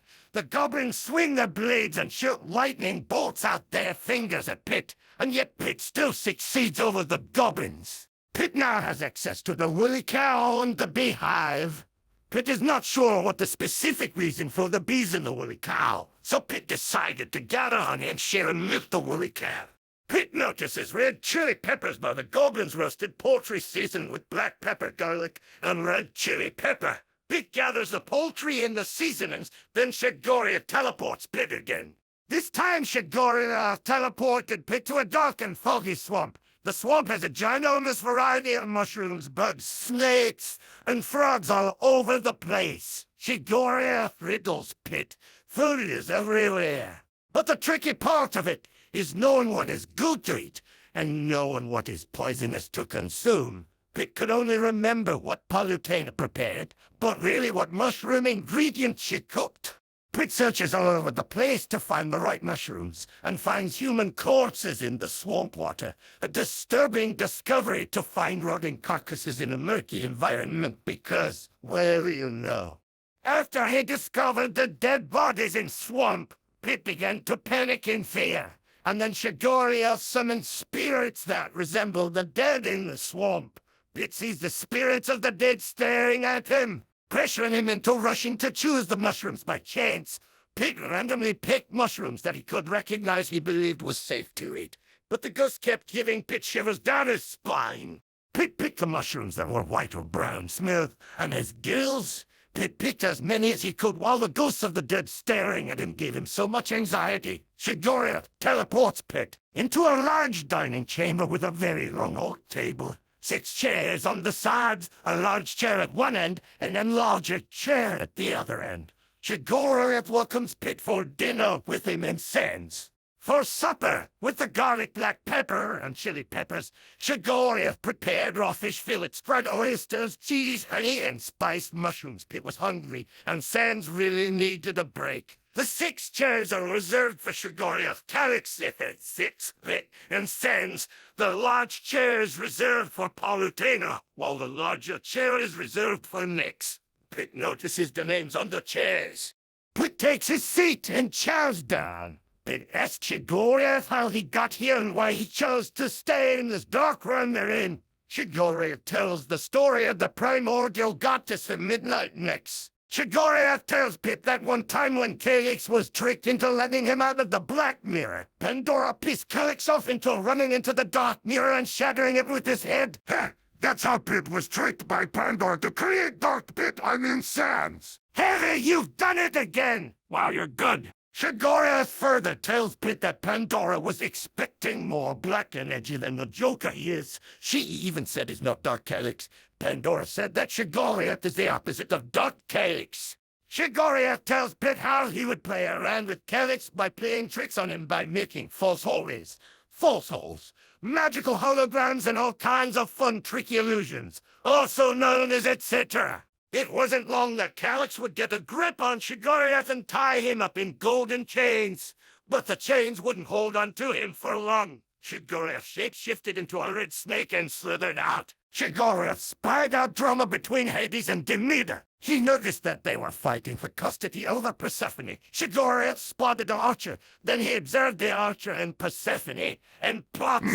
How shall I bring the fun back to the Fire Maiden? Yes, Heavy, Shagoria questioned himself how he could kill a god. Never once did any of the gods put thought in one plant. Shagoria knew that they've made themselves deadly vulnerable to mistletoe. Before Shagoria could whisper into the archer's ear, he spotted that the archer already has mistletoe in his satchel. The archer applied the mistletoe and nightshade to his razor-sharp black arrow. The archer steadily aims for Persephone. Then the archer fires the long black arrow and pierces the flowering goddess' heart, poisoning the blood of Persephone. Demeter was enraged to see her death. Demeter chases after the archer, bulldozing the forest ground and desolating the stone hills. Hades questions why Persephone has not made her way to the underworld. Shigoriath noticed something odd. Shigoriath spotted that the archer contained Persephone's soul and spirit into a soul gem. Demeter was so close to catching him, but Shigoriath turned the archer into a green snake so he can escape. Demeter went on full berserk towards Hades and mauled Hades to death. Shigoriath followed the archer in his snake form. Soon as they were at a good distance from Demeter, they changed back to normal. Shigoriath describes the archer to have black hair and green eyes. The archer was wearing a pitch-black cloak and a blackish-purple mask. Shigoriath used the soul gem Persephone's soul is kept in. Shigoriath thought it would be a good idea for the archer to take Persephone's soul to the place he and Pit are currently in. Shigoriath walks the archer through, finding a way into the Dark Realm. But it was only till nightfall when Triton sent out his own elite sea angel to capture Persephone's soul within the soul gem the archer carries. Shigoriath uses his magic tricks against the sea angel. The sea angel wields an electrical trident that can shoot electric bolts and push heavy amounts of water. Shigoriath threw green poisonous fireballs and opened wormholes against the sea angel. The fight lasted until a black circle grew beneath their feet. The giant lady's hand snatched the sea angel, the archer, and Shigoriath himself, and then abducted them to the anomalous deep dark realm. After they were abducted, Shigoriath finds himself in some pitch-black dark realm, and in the dark realm, Shigoriath found all kinds of new magic spells and all sources of magic. Then he met Nyx. Nyx didn't speak with Shigoriath, but she did welcome him into the Dark Realm, and Shigoriath found a more magic-friendly environment in the Dark Realm than Galix's realm, where magic's very limited. And finally, Shigoriath tells Pit he chooses not to bother finding a way out of the Dark Realm, because in his point of view, Galix's realm is just stale and bland. It was just too boring for him. Pit didn't expect Shigoriath to answer both questions with one answer. Then Pit asks Sans how he ended up in the Dark Realm. Sans tells Pit that a giant pitch-black lady's hand abducted him as well. Pit was expecting a little more story from Sans. Then Pit asked Shigoriath how to get out of the Dark Realm. But Shigoriath tells Pit he never put thought into it. Pit asked Shigoriath a new question. Pit asked Shigoriath if there was anyone else who knew how to get out of the Dark Realm. But Shigoriath tells Pit he doesn't know where the other two went. Now, do you remember MinervAthena's gifts? Shield domes, invisibility amulets, and telepathic halos. Oh, and that prison striker. Yes, soldier. Shigoriath notices the invisibility amulet, the telepathic halo, and the shield dome. But Shigoriath did not find the presence tracker. That is because it was Six who was carrying it. Shigoriath asks where Pit found his 3 magic items. Pit answers Shigoriath that MinervAthena gave him a telepathic halo, the invisible amulet, and the shield dome, but they're not functional. That's because the telepathic halo, the invisibility amulet, and the shield dome only work through MinervAthena's magic power. Then Shigoriath pauses for a moment and presented his magic items to Pit. Say, Demoman, you never really described what the shield dome really was. Oh, that. The shield dome isn't really a physical object like this bottle of caramel whiskey. It's more like a spiritual nod you can put in your soul. So the shield dome's more spiritual than physical. Anyhow, Shigoriath introduces to Pit the bottomless bottle of whiskey, a small purple bag with unlimited storage, and a variety of magic jeweled golden rings with different magic powers in each ring. Shigoriath tells Pit that he could use some of these magic items, then Pit decides to find someone who does know how to leave the Dark Realm. Sans decides to come along with Pit to find a way out. Pit and Sans make their way to find someone who knows how to exit the Dark Realm. But before the twins leave, Shigoriath tosses them 2 bottomless bottles of whiskey. Caramel for Pit, maple for Sans. Pit and Sans ask Shigoriath why he's giving each of them a bottomless bottle of whiskey. Shigoriath answers that he has no use the 2 bottomless whiskey bottles, because he's got a bigger one. Shigoriath's bottomless bottle of whiskey is gold-plated, jeweled with sapphire, emerald, ruby, hessonite, amethyst, peridot, topaz, citrine, opal, zircon, sunstone, alexandrite, etc. Shigoriath guzzles down the unlimited whiskey from his own golden jeweled bottomless whiskey bottle. The type of whiskey Shigoriath's drinking's the same as the voodoo whiskey we're drinking right now. Pit notices a third bottomless bottle of honey whiskey and asks Shigoriath why he has a third bottomless whiskey bottle but doesn't drink out of it. Shigoriath tells Pit that he's saving it for sex. After that one question, Pit and Saiyans departure from Shigoriath's dining chamber through a doorway leading to a watery cave. In that watery cave are neon fishes that actually glow and electric eels. Pit and Sans searched the way through the dark water cave and came across a charred skeleton holding a note that neither Pit nor Sans could read. So they kept searching through the cave and found light in a tunnel that's beneath deep water inhabited by electric eels and glowing plankton that cave shrimp feed on and attracts glowing neon fish to eat the shrimp. Pit and Sans looks for a way to delight. And wouldn't you notice, Sans finds a golden ring with a teal opal gemstone on the crusty finger of the charred skeleton. Sans takes the opal gold ring and observes it. Then he tries it on his finger. Sans swings his hand around to act stylish, and the cave water sloshes with the movement of the gold opal ring. Sans struggles to learn how to form an air bubble, and Sans figures out how to do that. Sans and Pit make their way through the electric water towards the light, and on the other side of the water tunnel is a perfect sphere cave with a literal miniature cyan star made of pure sun plasma. Pit and Sans don't understand the cyan star's purpose for existence. They don't see another tunnel ahead of them, so they turn back to discover that the tunnel they just went through silently vanished. Pit and Sans thought they'd been trapped by some unknown entity, until they turn ahead of them, and they find a new tunnel that silently appeared on the other side of the star's spherical cave. Pit and Sans continue their way through the new tunnel. Then on the other side of the new tunnel, they find a surface out of the water. Pit and Sans climbs out of the water to the higher cave tunnel. Pit and Sans ventured forth through multiple forkways and finds a large underground lake. At first there isn't much within the lake cave, but then just in the water, there's a huge frog-like beast. This beast is blackish-purple with fluorescent yellow stripes and belly. It has 6 electric baubles with a cyan-esque at each end, and it has the anglerfish face similar to the monster from Ironlung. The amphibian beast was laying on a source of light. Pit and Sans look for something to distract the beast from its slumber. But unexpectedly, the amphibian beast awakens to the smell of Pit and Sans.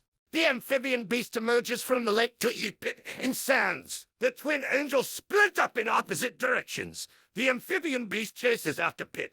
Sans was lucky enough to shoot dark arrows at it. That distracts the amphibian beast from chasing after Pit and draws it towards eating Sans. That gives Pit a chance to shoot light arrows at the beast, which also drives the beast towards eating Pit. Sans shoots more dark arrows at the beast and drives it towards eating Sans again. Pit fires a third shootings of light arrows at the beast, but the amphibian beast would not be playing ping-pong. The amphibian beast sloshes the water to make waves to spread the water on the dry ground to electrocute both angels. But Pit and Sans climb the cavern walls to avoid the electrical water shock.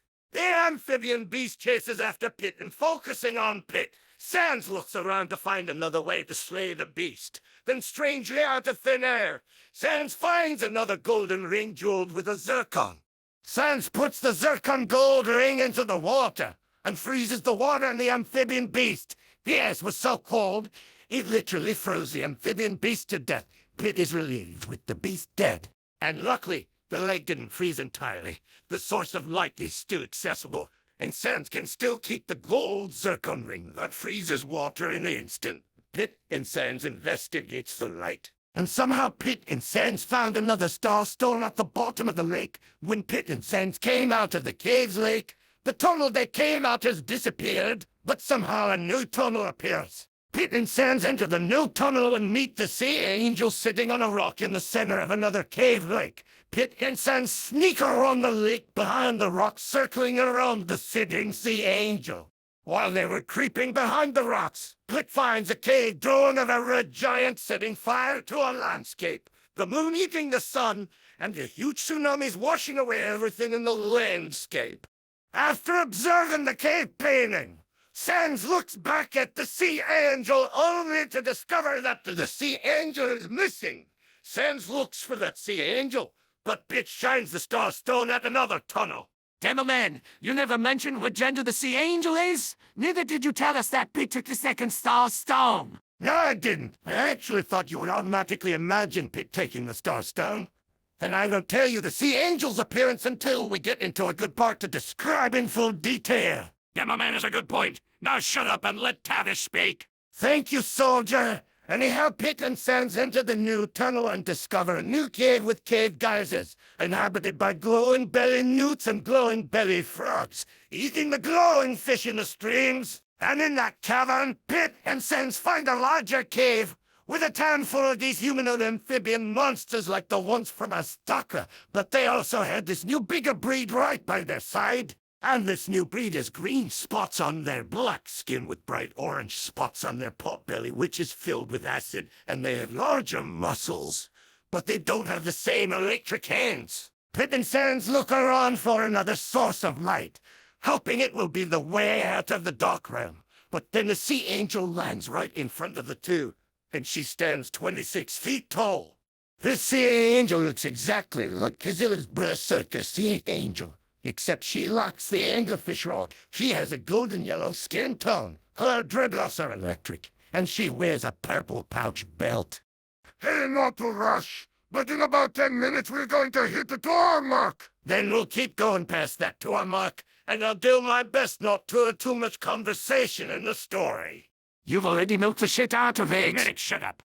Now Pit and Sans face Triton Sea Angel, outmasked and outmatched. The Sea Angel stands straight, only to intimidate Pit and Sans, but the two angels charges after the Sea Angel and starts to fight. The Sea Angel swings her electric trident to create a circular electrical wave to paralyze the two angels.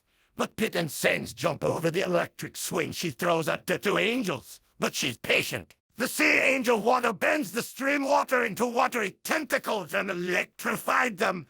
Sans has the water-bending ring, but the Sea Angel has her own magic more powerful than the opal ring's power. The Sea Angel uses her water tentacles to her advantage. She tried to wrap Pit and Sans in her water tentacles, but Sans has the water-freezing zircon ring on his finger, and he freezes her tentacles. As a last resort, the Sea Angel blasts the explosion of green fire and electricity, making Pit and Sans fall on their knees. Then the amphibian humanoids rush by her side to grab Pit and Sans. The Sea Angel lifts Pit and Sans by their wings and questions their arrival. Pit explains what he remembered, and he and Sans are trying to get out of the dark realm. The Sea Angel introduces herself. Her name is Tiling. She explains how she tried to escape the etc., how she met Nyx, and how she learned about the second Rapture from Nyx. Pit asks what was the first if the upcoming Rapture is the second. Tiling describes the first Rapture. First, Nyx swallowed her first daughter, who was Princess of Day, leading to an eternal night. Next, the Dark Famine. Vegetation starve, animals starve, people starve. The Dark Famine led the people of the First Age to cannibalize on each other. This enraged Galax, and freezes the first world into a midnight winter, killing off the remaining wicked people on Earth. The second Rapture is the one that's happening now. Tiling describes the second Rapture. First Rail will invade the world. Next, Nyx will swallow her second daughter, who is the second Princess of Day, causing another eternal night. There will be no more daylight. The third thing is where Galax and Kazilla drown the whole world in a great flood, leaving all of the land in deep ocean floodwater. Really? Leaving all of the land in deep ocean floodwater? That's the best way you can describe it? Medic, Demoman will describe more later on. Pit asks Tiling if there's anything Polytena can do about the Rapture. Tiling tells Pit, even if he does manage to rescue Polytena from Medusa's belly, she will be powerless to cancel the Rapture. Even if Polytena has all of her strength and power, There's nothing she can do about it. But asked if she knew anyone who has idea how to get out of the dark realm so he and Sand can stop the rapture. Tiling tells Pit that Persephone might know the exit out of the dark realm. But neither of them don't know how it works. And the one who does know doesn't know how to explain the exit.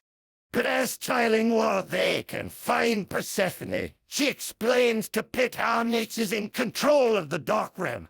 And that means she decides who may leave her domain, and who must stay in the dark realm.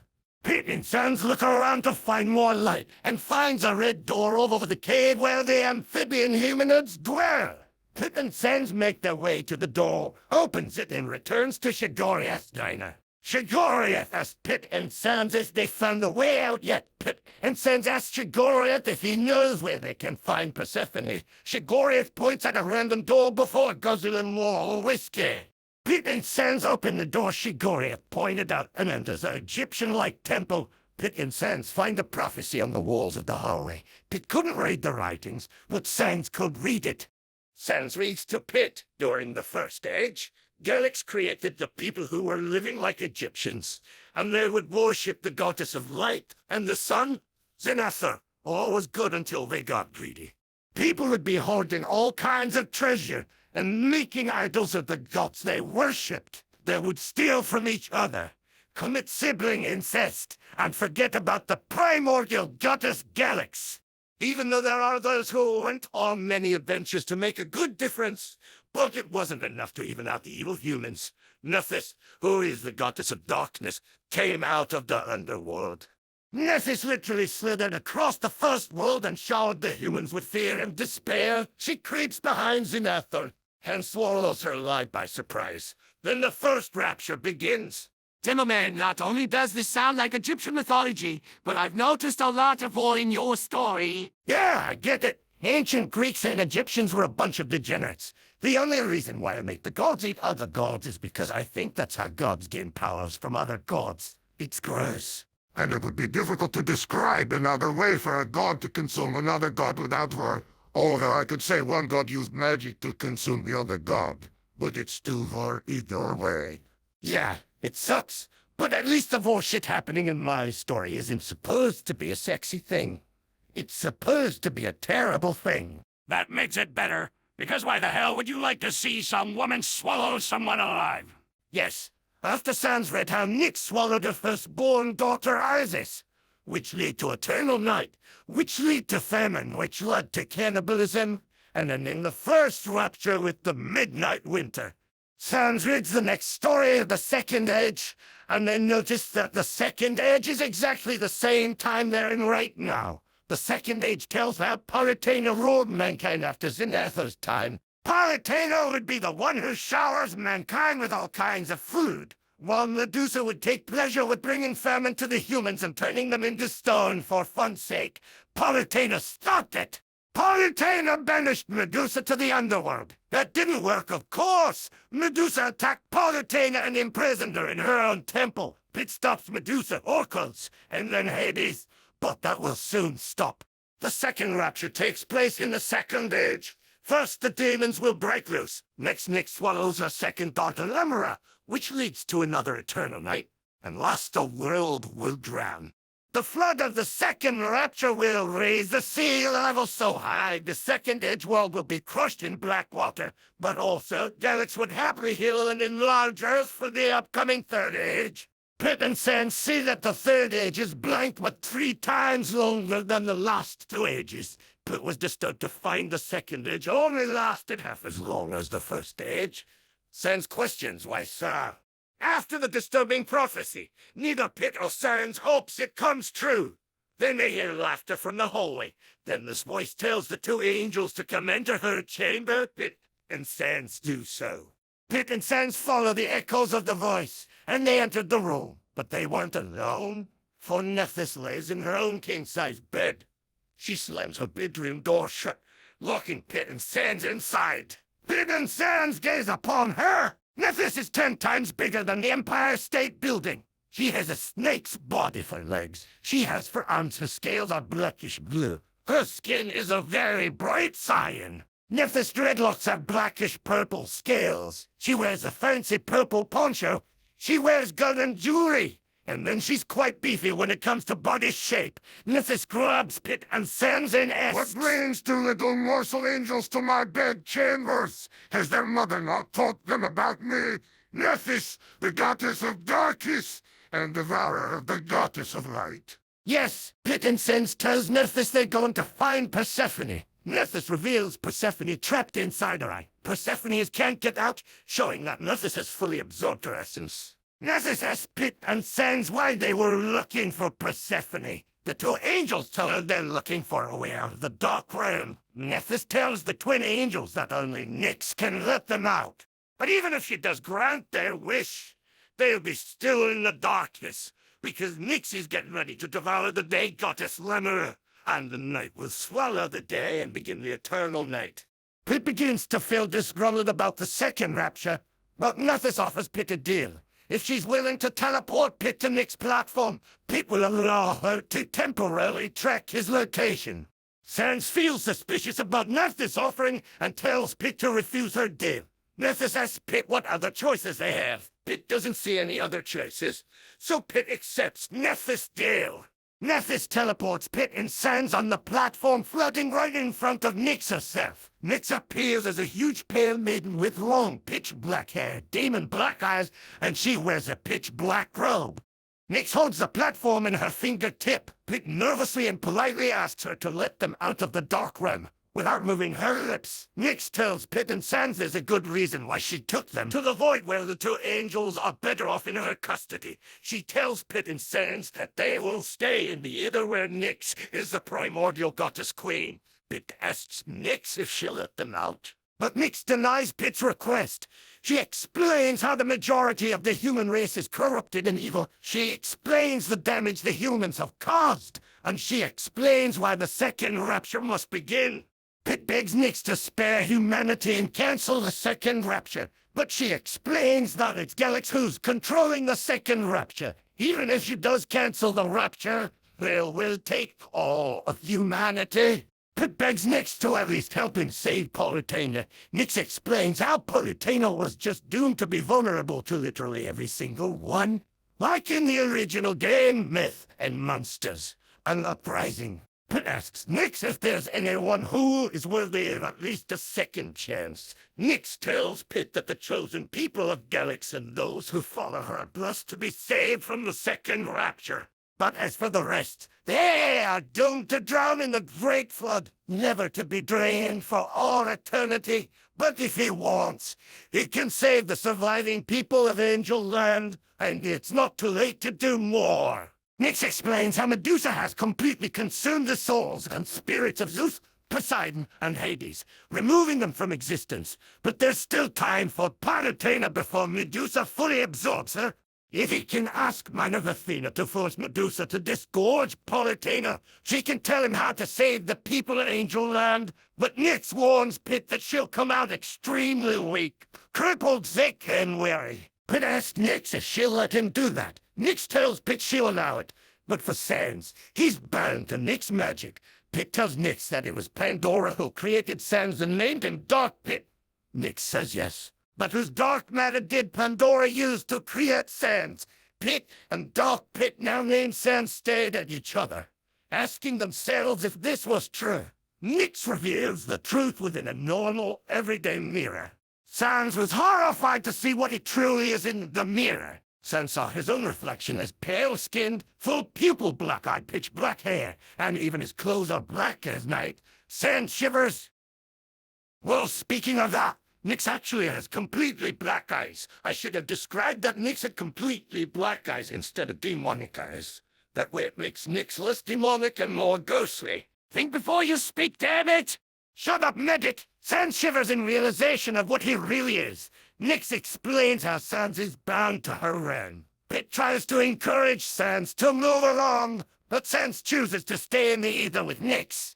Oh no! You bleeding idiot! This is unacceptable! You are a spineless worm. You are a mistake of nature. You are walking vomit.